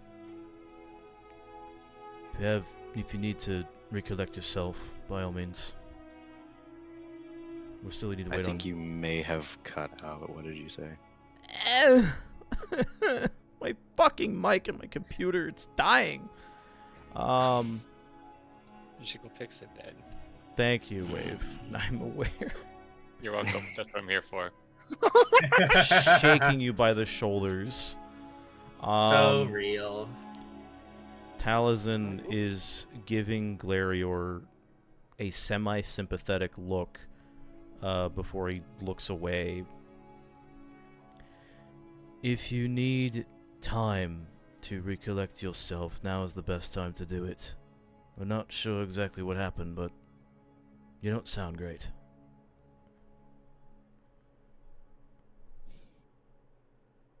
Glarior doesn't say anything for a solid, enough time that it starts to become awkward. Just, fuck, my goddamn chair.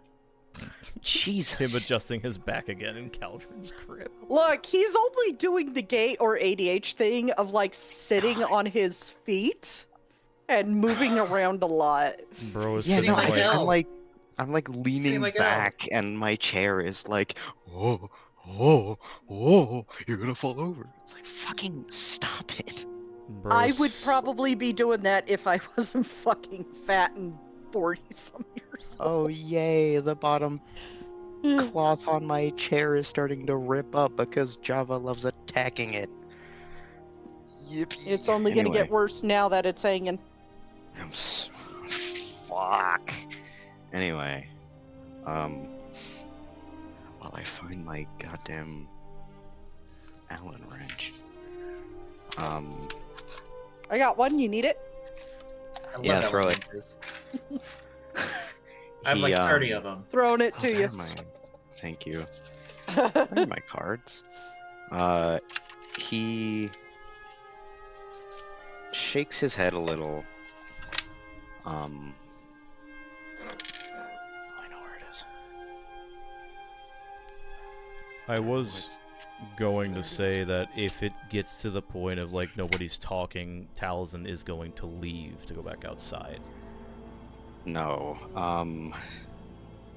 He's quiet long enough for the beat to become awkward. And then he shakes his head. He doesn't look at anyone as he says this, but he does say, I have a lot to think about.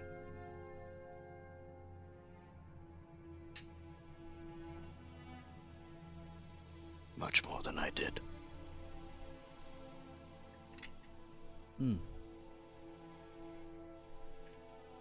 Well, we will be here when you are ready to share that. That's when Taliesin leaves.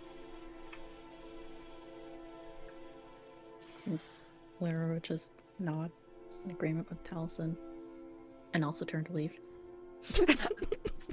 It's basically like, we're here for you. Goodbye. We're here for you.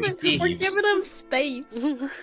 NPC-esque conversation. Oh, that's why. No, he would have to There's say, not take enough care. space for you in here on the floor. There's the Braidwood Inn. Just tell Idra you're with me. I'm fine on the floor.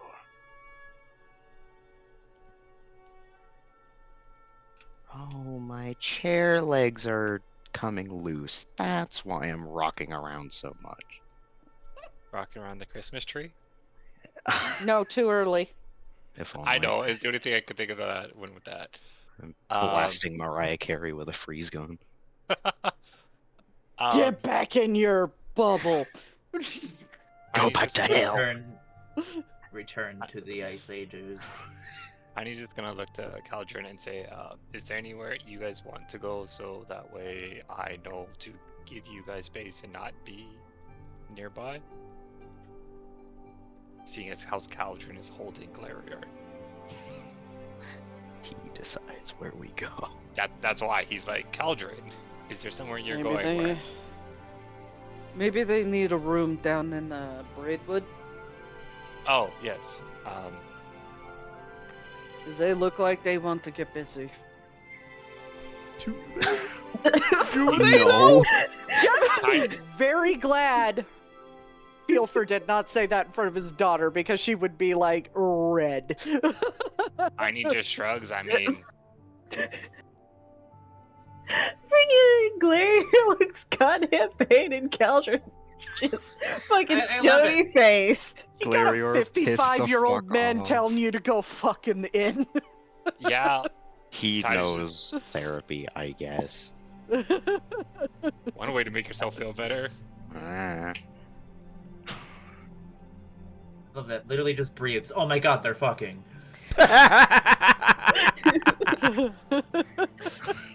See, it's funny, but that is what happens in this fucking group. Oh my god, Glarior and Caldron are standing next to each other. They must be fucking. Even though I'm in the space. They're doing the seeing them Avatar doing hair it. thing, Nox, Doing don't you it. know? Oh, shut up. Use your hyperfixation against you. No. Yay. They're holding hands. Obviously, they're having sex right in front of us. Yeah, Way 1800 more standard. Appropriate. Yeah. They hold hands. Fucking- It gets censored immediately. Just like the 100 times pixelated over. box over the hands. Scandalous. Oh my god, they're showing ankle. Oh my god, Glarior doesn't wear shoes. Censor that shit immediately. Or Censors your back. feet. Goes back to the Count Frollo joke I made way earlier in the campaign. Yeah. Count Yeah, that Frollo, is there's a barefoot that boss is for a man call. outside with no shoes on. Yeah, that shoes is a on. callback to a joke we made pre-stream. There's a, Fuck, what did you rename the bit to? I don't remember. I remember the no shoes on part.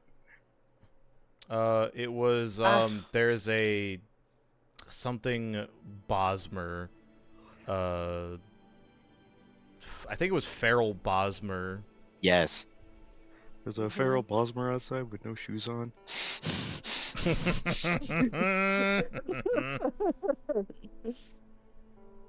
I think I still have the meme. Hold on. I hope so. Probably do. It's in the server, I know that. Yeah. It's either somewhere in this server or in the old one. I think it's in the old one. I could do a quick search. Sets crochet work down.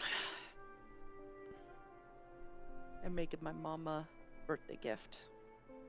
Oh yeah. Oh yeah, my birthday is next session. Happy My early birthday. God. You know what that means? It's literally the day of session, right? Yeah, it is. That Wednesday. Then that means you will get the DM's advantage for your birthday. Let's go. I'm gonna redraw my sprite, but give Glarior a little party hat. That's the only thing that's gonna change. I never got to use my DM advantage last time. This sucks. It's only available on your birthday. God damn it. This is special. We're always on break on my birthday. I think there was an audio for it too. Yeah, I basically found an old video, and I just like put some stuff over it. I'll find it later. Anyways, back to role playing.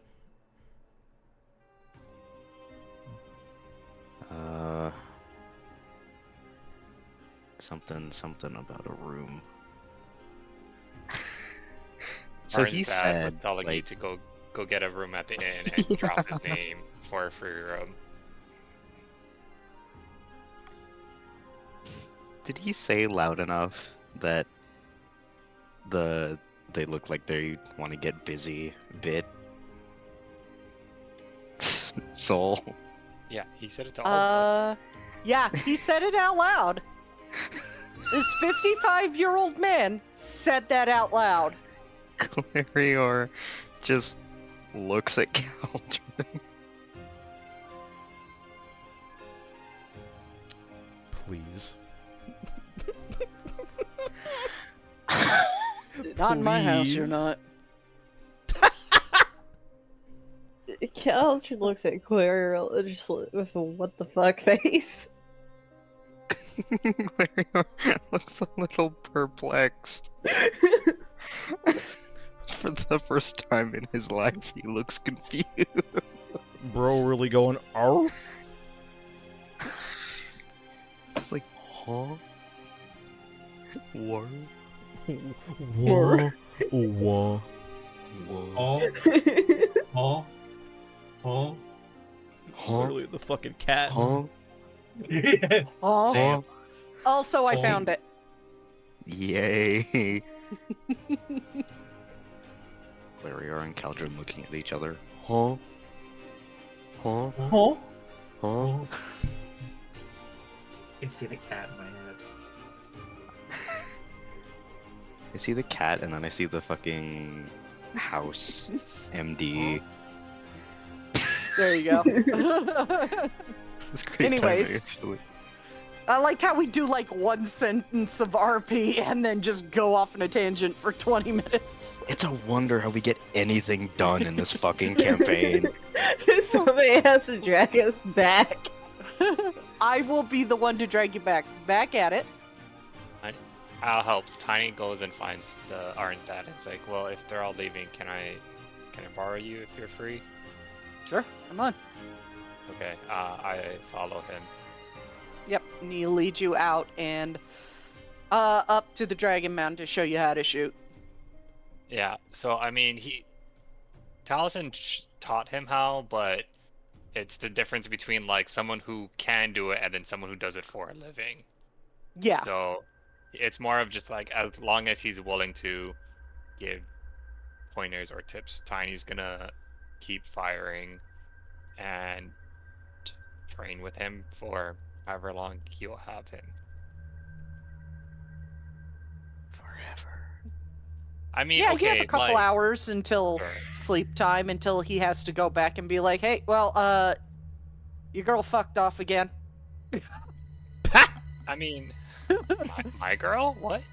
No, he has to tell Ulfric, oh, hey, your girl Oh. fucked off again. She's gone. Oh, okay, yeah. I mean, I guess Tiny will try to be considerate and say, like, maybe after an hour he'll tell him he can leave, and then he'll just practice by himself. Okay. Yeah, he just say, thank you for the help. Just keep practicing with the tips I gave you. Yeah. Not really used to the bow, but learning. You said they're by the tree that they were at beforehand? Yeah. Right? Okay, cool. Taliesin is just witnessing this because he went to go sit back down there. In that hour, he is going to be hyper fixated on correcting Thribby's form. Of shooting? Because Fielfer's gonna have problems with that. He's gonna be like, excuse me, who's the master hunter here? Is Fielfer gonna be standing there the entire time? For Yeah. the first hour, he was. Yeah, once Fielfer leaves, that's when Taliesin's gonna hyper fixate Oh, on it. okay. Okay. He's not gonna be... He's not stupid, come on. Fix the master hunter's bullshit in front of him.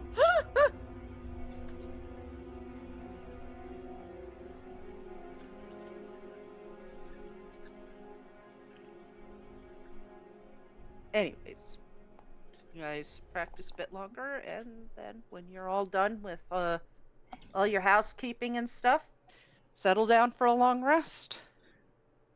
There's 2 beds, 1 double bed and 1 single bed. The single bed is Arin's, but she's gone. And the double bed, it was Fielfer and his wife's bed. Tiny's You just know, like, I'll sleep on the Yoldi's dead floor." though, so. Tiny's just like, I'll sleep on the floor. It's big enough to hold me.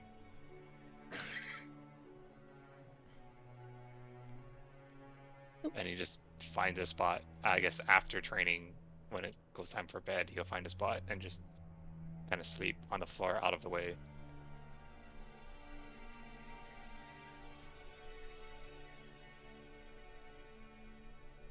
You guys can mark off a long rest. Okay. Out of curiosity, because I did see this, and I'm trying to help you two out. During that training session with Fielfer, what is Tiny's passive perception? 16. You would get noticed, Illyria. Yeah, you just see her like a good, I don't know, like 50 feet away, sitting next to a bush, kind of just like peeking out. Oh yeah, watching y'all. Fielfer would notice as well, by the way. Taliesin His just passive- staring. His passive perception is 17. Why am I not She's surprised? just thinking like, wow, I'm so stealthy. Yeah, Tiny doesn't Clank. call it out. He does his best to try to not react when he hears the clank, but then just like continues to like grab arrows or like goes back to talking to Fielfer. Kind of not like you don't want to spoil someone who's trying to do something, so he's gonna like not tell Illyria like he sees her. So he's just gonna pretend like he didn't see her.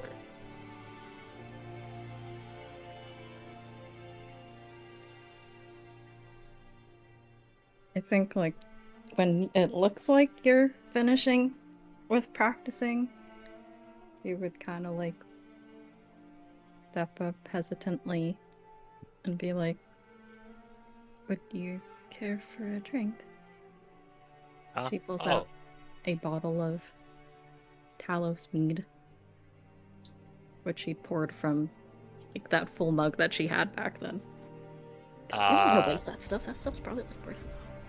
It is, but when you also have a jug that can make as many as you want, what's wasting? But he does look. Ignore the background noises. He does look to you and says, "Yeah, sure." I'm assuming he's like drenched, and I think because it's that thing where, like, when you first learn to play a new instrument, like you don't have the calluses for it, so his fingers do look like they are very red and like pre-callus, pre-bruise, but he does reach out and take the drink and says, "Thank you." Sure. And so,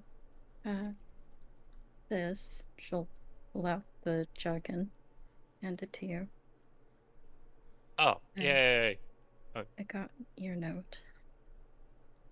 Oh, yes.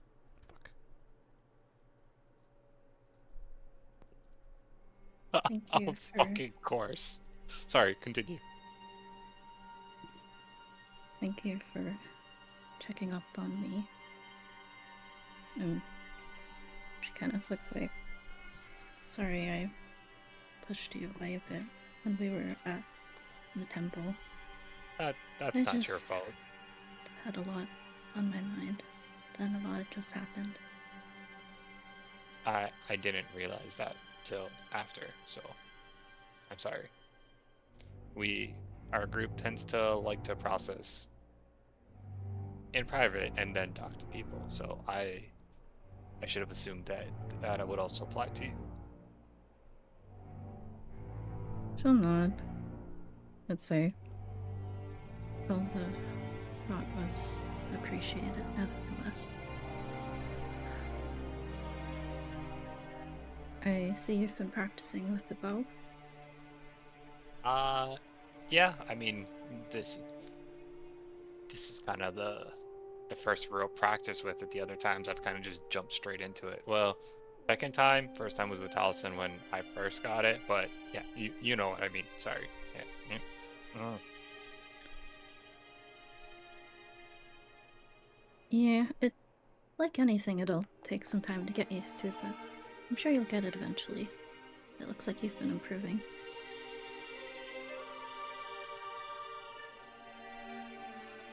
What? Nah, I'm not.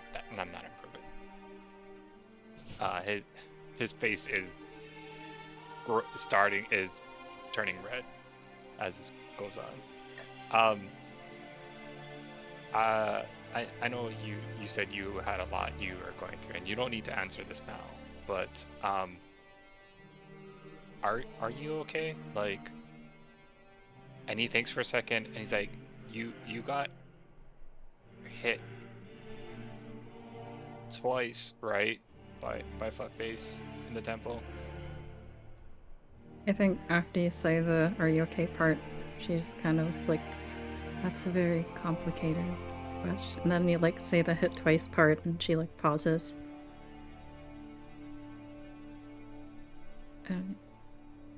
No, it was just the one slash across my chest. And he has a very visible, confused look on his face as he's trying to process.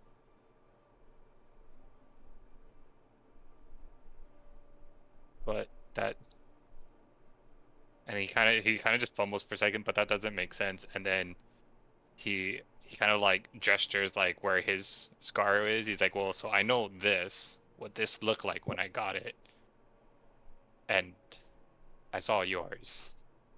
But then points to your hand, or more specifically, your arm. But I mean, I don't know if you were blocking with your shield or your weapon, and correct me if I'm wrong, you said it's still visible on the arm, the black line? Yeah, it is. Yeah. So like that's what where he's it's not covered by her armor. Yeah, so he's pointing to that. He's like, but that wasn't from the attack also? I think there's a little bit of a pained look on her face. It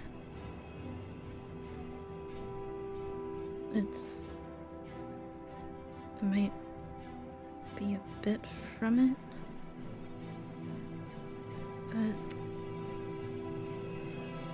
but she just sighs and her voice drops. Lyra, I'm not the smartest, but you can dumb it down. Don't feel bad. Like I'm trying to figure out what's going on. So if you have to treat my intelligence like a child, I would understand. She just shakes her head. No, I would never do that to you. But let's just say that I'm doing what I have to do to look out for you all. You see him visibly get angry as you are saying do what you have to, and his hand goes up to his face. It's just like, not you two. What do you mean, you two? He's he looked like tired, but now his body is like tensing, like he does not know how to continue this. I talked to Taliesin, and he mentioned also doing what you have to. But that's a very dangerous phrase. There needs to be a line. You can't say I'm going to do what I need to, because then who's to say what's going to happen? Who's to say I'm going to attack an innocent? I'm going to attack an unarmed person. Hell, should I go back to her scene and ask, turn me into a werewolf? Should I become a dragon priest to do what I have to? There has to be a line. Her face kind of drops when you mention Taliesin. But at the same time, she shakes her head. No, of course there's a line. That's where our morals have to step in. So, where is your line? Are you going to learn whatever magic?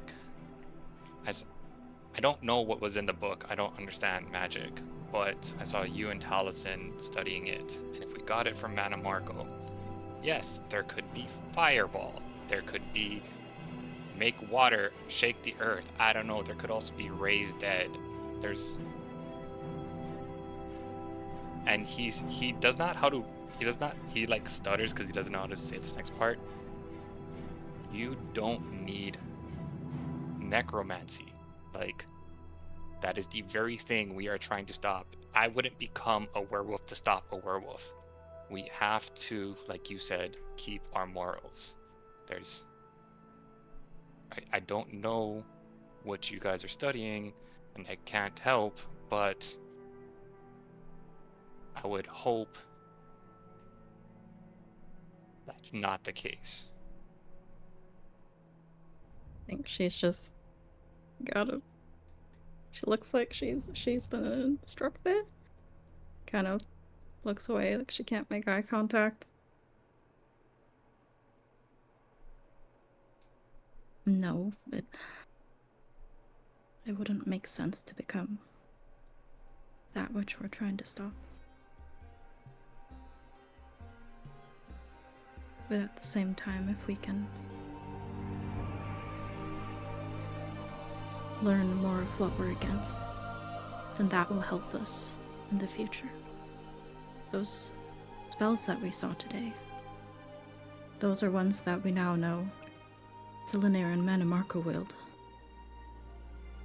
So we can be careful with those. I understand the learning fire so you don't get burned by fire. That's how you make a campfire. You have to learn what it can do so you don't burn yourself. I get that. But magic is different, and I'm worried if you are in the process of learning it, is there a chance that you might cast it by accident? Or, like, I'm sorry, but I refuse to say his name just to spite him when you're dealing with fuckface. Are you going to get angry and use one of these spells at him? Like, that is my worry. I know what I do in a rage, and I've fought years to hold this back. She's still not looking at you, but her face just looks really pained, and gosh, is she taking psychic damage. So cooked. He looks to Alira, not making eye contact, and he kind of like leans down and like gently puts his hand on your shoulders. You know, I don't mean to say this rudely. You know what your hands are best meant for? She'll shake her head, still not looking at you. Cooking. Bringing happiness to people. The smell of giving, of helping, making people feel happy, of life. I would much rather, if I had the choice, that you don't touch necromancy, but I can't tell you what to do. That I would rather your hands be for creating rather than destroying. And then he lets go and holds his hand in front. I've already spilled enough blood on my hands. I have killed many of people, creatures, and monsters.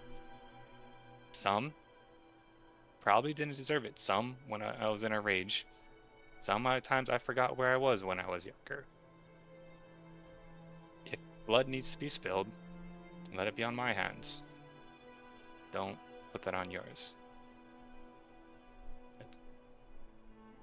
My hands are meant for war. That's what I do. I fight.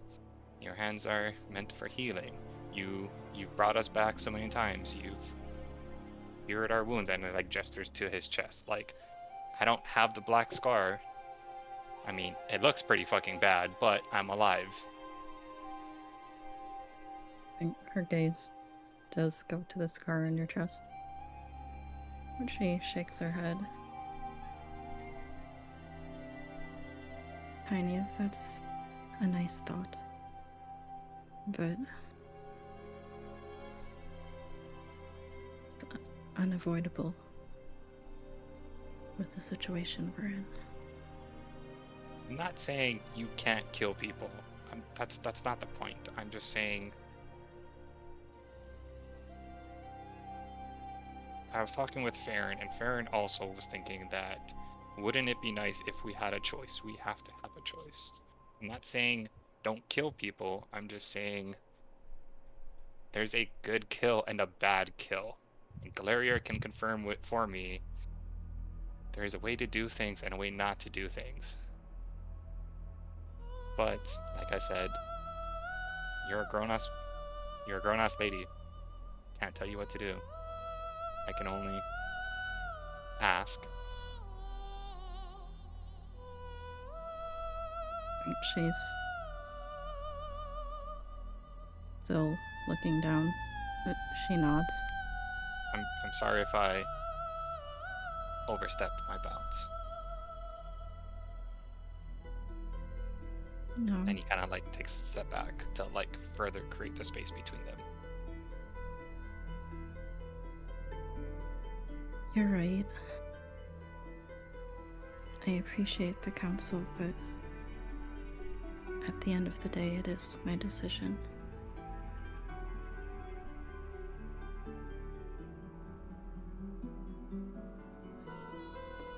I understand. I understand where you're coming from. And I appreciate your will to protect me and us. But there are some things that you can't shield us from, that we have to face and fight on our own. Well, And so we have to be ready for that too. Well, you're half right. I can't protect you from everything, but I can be with you if you will let me. I told Taliesin I will help him kill somebody, and that option stands whenever he's ready. If you want me to hold down Fuckface when you kill him, I'm happy to help. Just the alone part, I would hope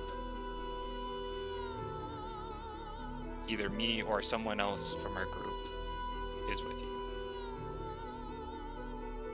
She'll nod and look at the bow on your back.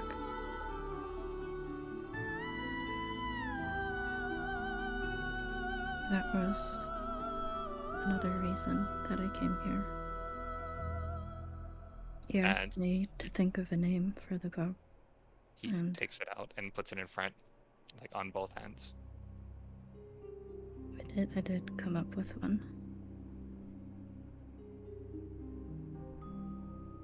I would love to hear it.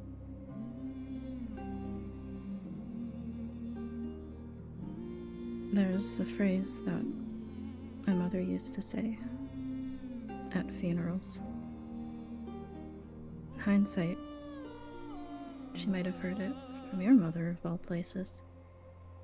It's in Dovazal, the language of the dragons. And real time 1d2 if she can roll her R's. On a one she can. Ooh, feels bad. I hope we don't get smited by Akatosh for this, though. Oh my gosh, we're gonna get Alira in Hellstrom. This is very lore accurate Alira white woman moment. I'm gonna be honest. Oh no. And she says, Rone ban muzaim tinok ark ak muamatif. It means our bonds protect us beyond death and guide us forward. And I mean, seeing your abilities now, you're the embodiment of the first part. And so I wanted to remind you of the second part. Like you said, right now our bonds are more important than ever. And we have to do our best to guide each other. Which is why... That's average. I mean, at least Thribby's brain isn't bleeding. That was for him trying to say the phrase back. Oh, okay. So, probably sounds even worse than Alira's. Orange would get it perfectly every time. Well, you know, A+ student should go hang out in the front of the class. I'm in the back of the class struggling. She does. Yeah, she does. She's a fucking nerd. She's not here right now. She Heidi go just bye-bye. is like, Heidi just is like, I might butcher the phrase. I'm sorry, but it is a. I've never heard of a weapon with a phrase for a name. Oh, but... no. I thought the name could just be the last word. Amatif. It means forward. Oh! Because Oh, that's so much easier to say. reactive Okay, book- great. Yeah, it might be a bit much to say that whole thing. Amativ. Amatif? Amativ. Heidi's just Oh my gosh. he has this like unconscious or Drem like yo loke. Oh, thank you, God. Welcome. He has this unconscious smile when he finds out the name is just one word, and he's just like, "Oh yeah, I can say forward." Like,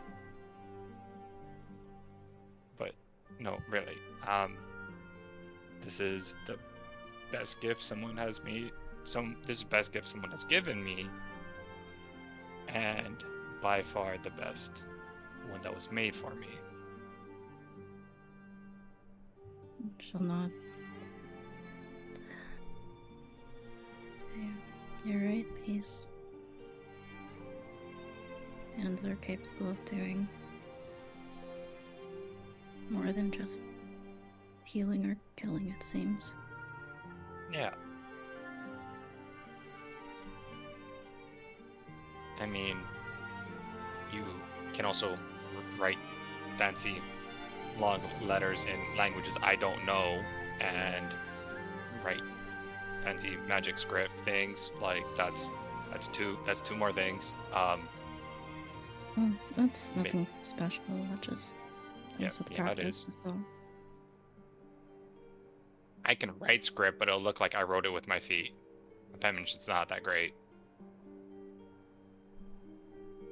But yours looks like it was like it's very consistent. It's amazing how you make consistent letters. Like I was watching you and Taliesin, right? Like not today. It was a different night. But I'm just like, wow, how do they do that? You kind of have to with magic. If you end up writing the wrong thing, it can go pretty badly. See, careful. Don't have it.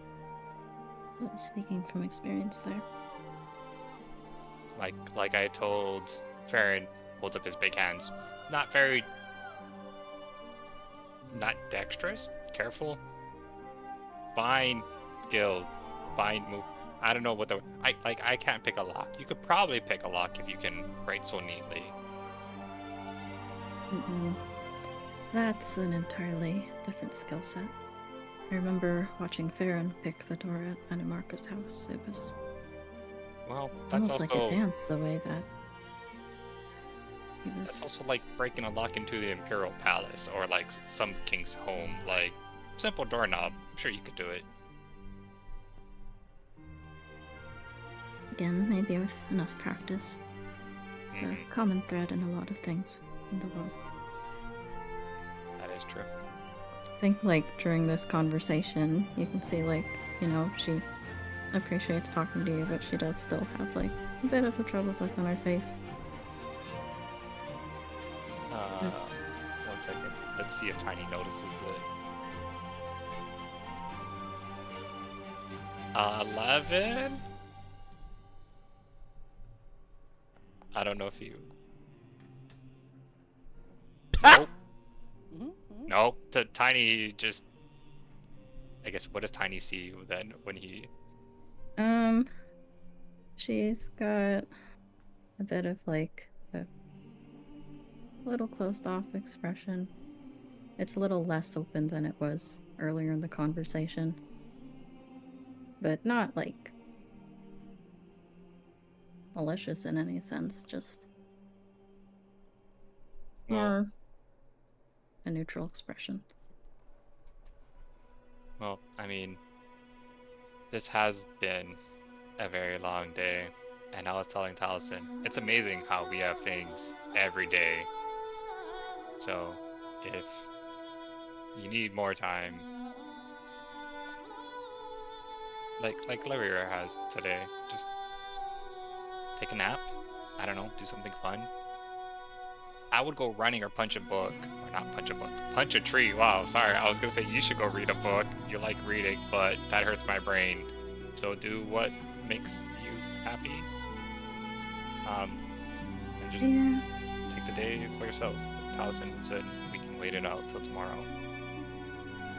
We'll see. I may go read a book or go over some of my notes. Okay. Well. That was it. I'll leave you to your business then. Alright, well. It's that awkward thing where he was gonna go to sleep and now he's trying to figure out where's Alira going because he doesn't want to say goodbye and then walk with her.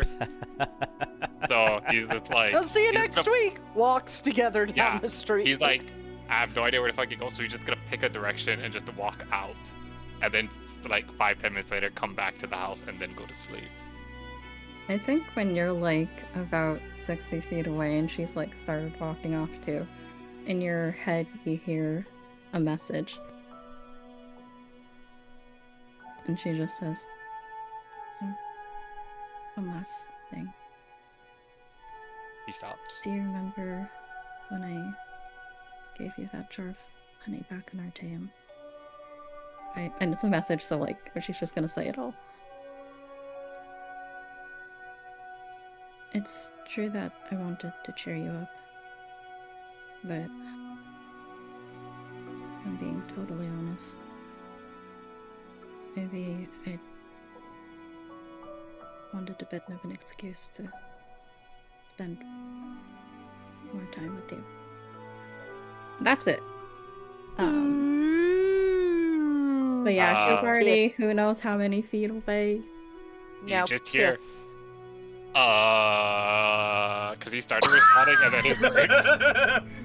God bless. So he's like, I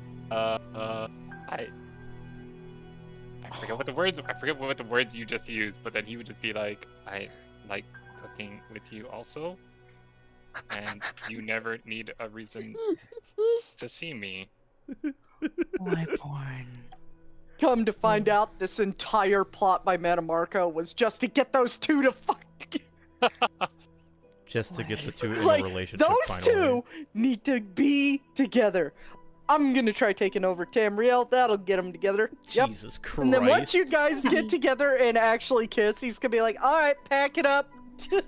All right, get out. Get out. It's only me and Cylinder now. Fuck you. Moon, we're done.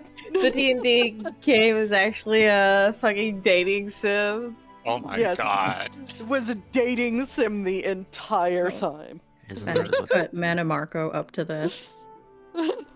Heck no.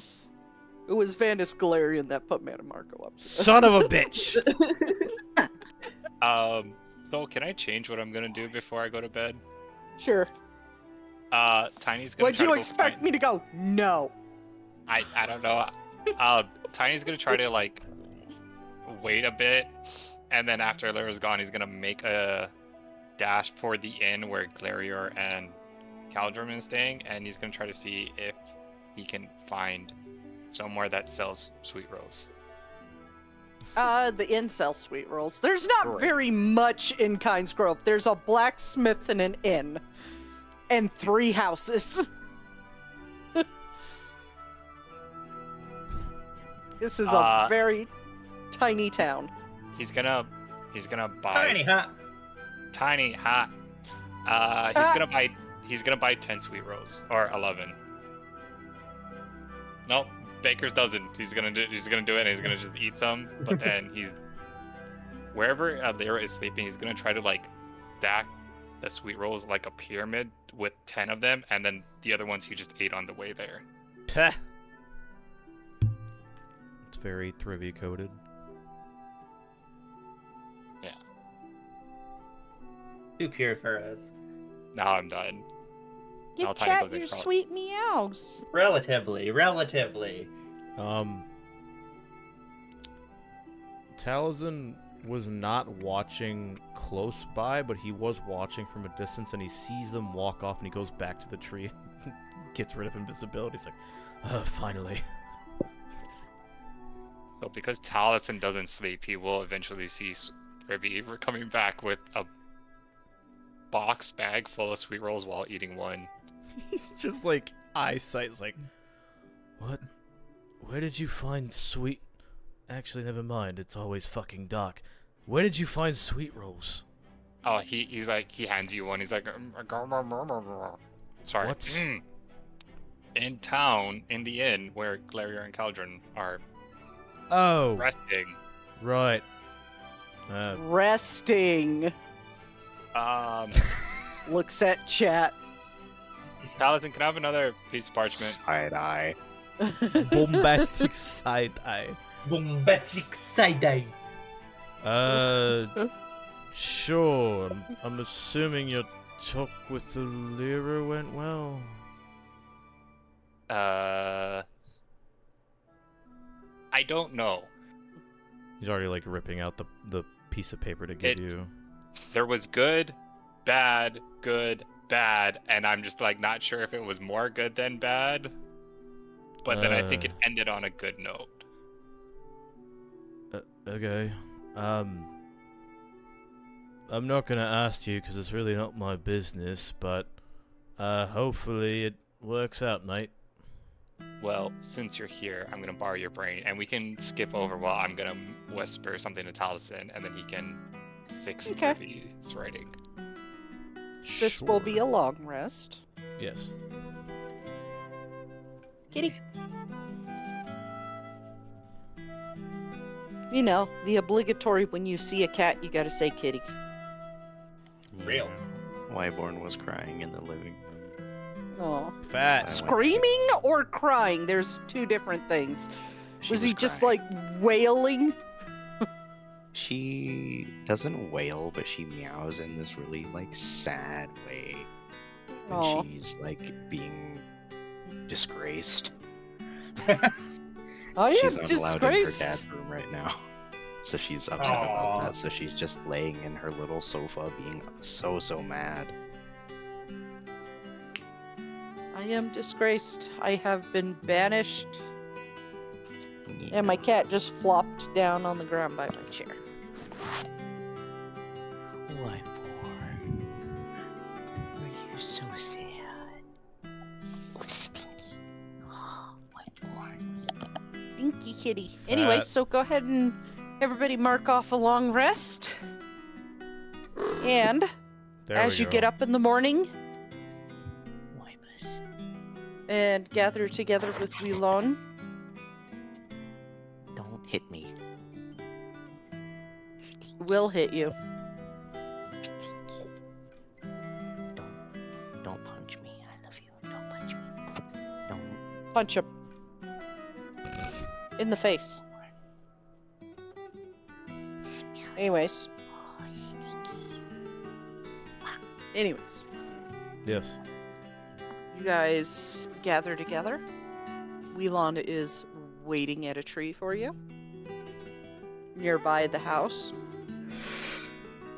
Leaned up against it, arms crossed. Pilfer has already gone back to Windhelm. Who the fuck knows where Orin is now? Taliesin has been sitting against this tree the entire time. Mm-hmm.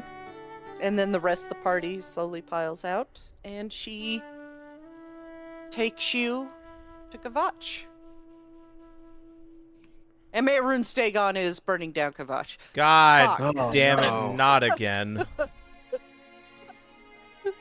Sheogorath, we need help again. Oh, you're on your own. I only do it once.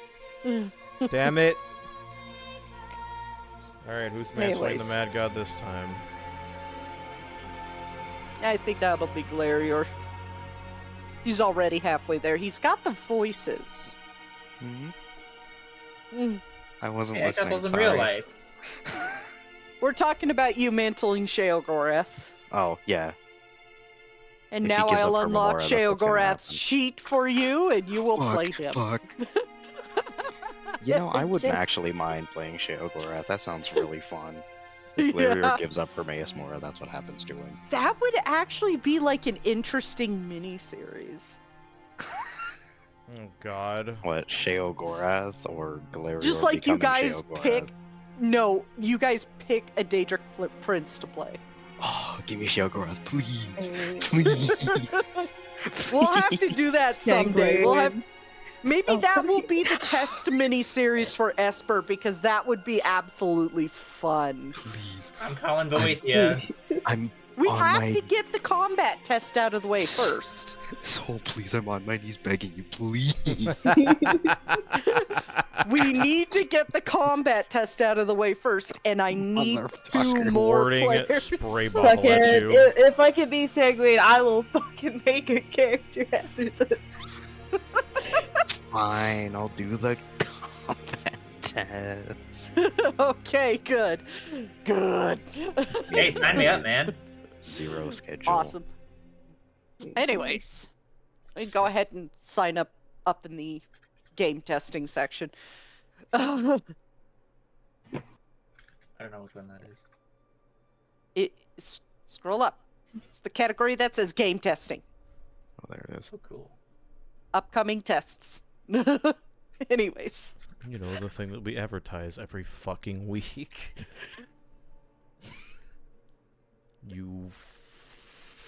Never mind. Well. I can't say that word on live TV. You didn't know what I was gonna You- say. I might have said fuck. I don't know. You guys know how to reach me now. I need to head off. Tell Olivine I said hello. Then they turn into a bird in... Oof. How do we Unless you reach got them? something to say. How do we reach them? Sending. Message. No, message can't Message be is message. too short. Message And- is too short. Oh, I had it backwards. That's my bad. Mhm. I will conjure 1,000,000 hamsters. One of them has to reach them eventually. They all get soul trapped. No, they all get sold trapped by Marco. They Every- get like, Marco- 5 feet of Wheelon and they just explode. May Marco got like the first one. He's like, I want more of these. Every grain of sand is booby trapped with soul trap. Specifically for hamsters. Omega, Whatever count the amount of remains grains of- of sand there are in the desert. Whatever remains of Falmir's changeling ancestry, he's using it to conjure hamsters for Mannimarco to blow up. Jesus Christ. That sounds terrifying.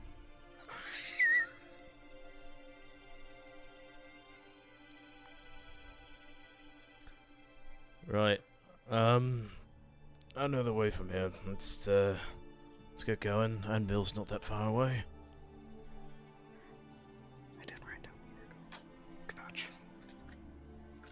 All right. who Oh, died? oh no. Someone died. That would be Lil. No. Looks like she DC'd because she's offline on Discord. No. Oh boy. No. Well, we're died. getting close to ending here, and stop playing with my nail file. Sorry. No, keep doing it. Tasty. Not you.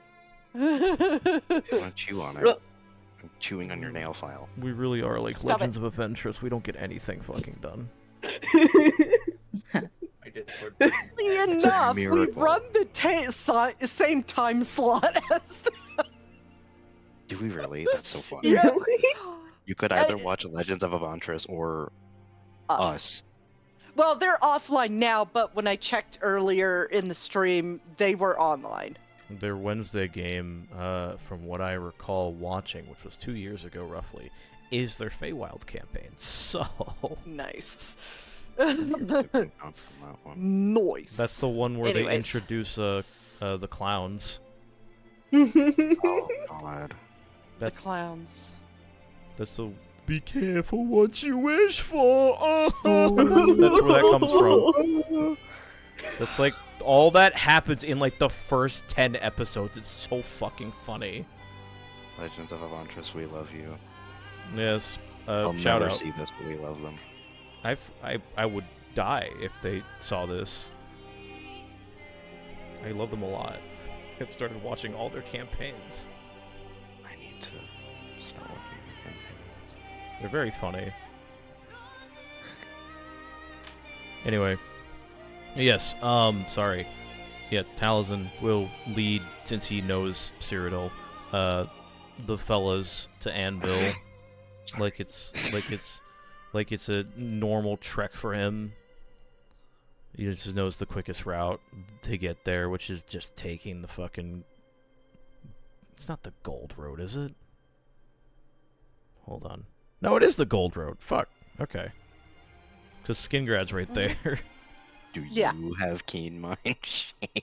No, he doesn't. I had to reference... Only his character is keen mind, not him.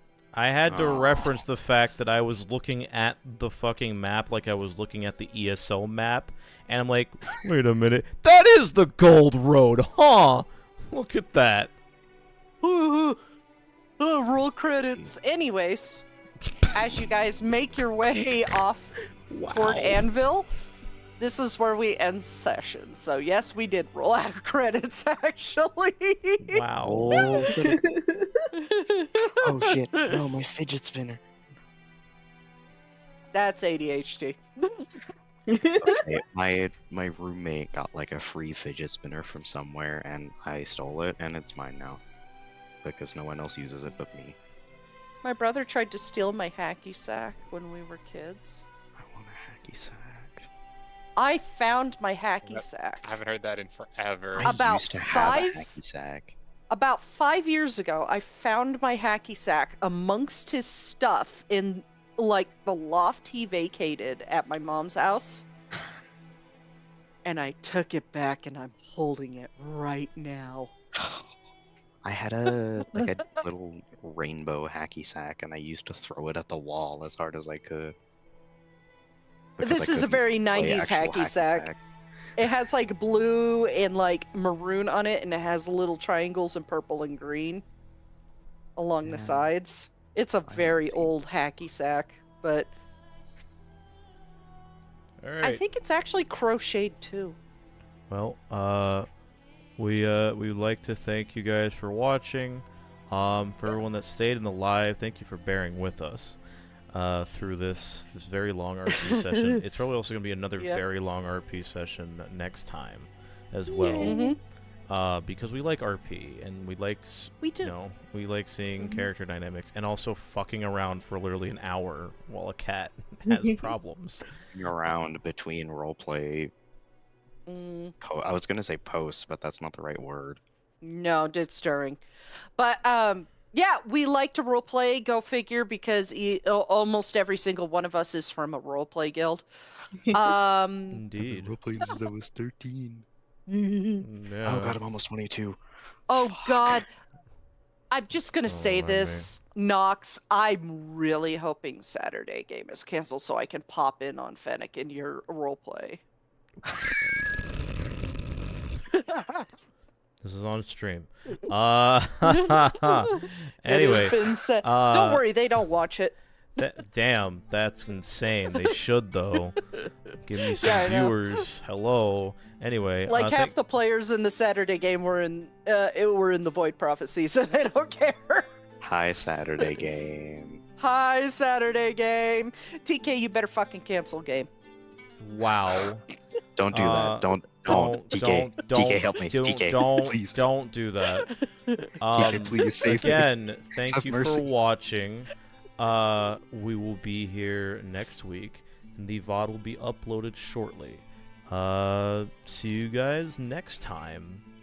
Have fun. Bye. Night.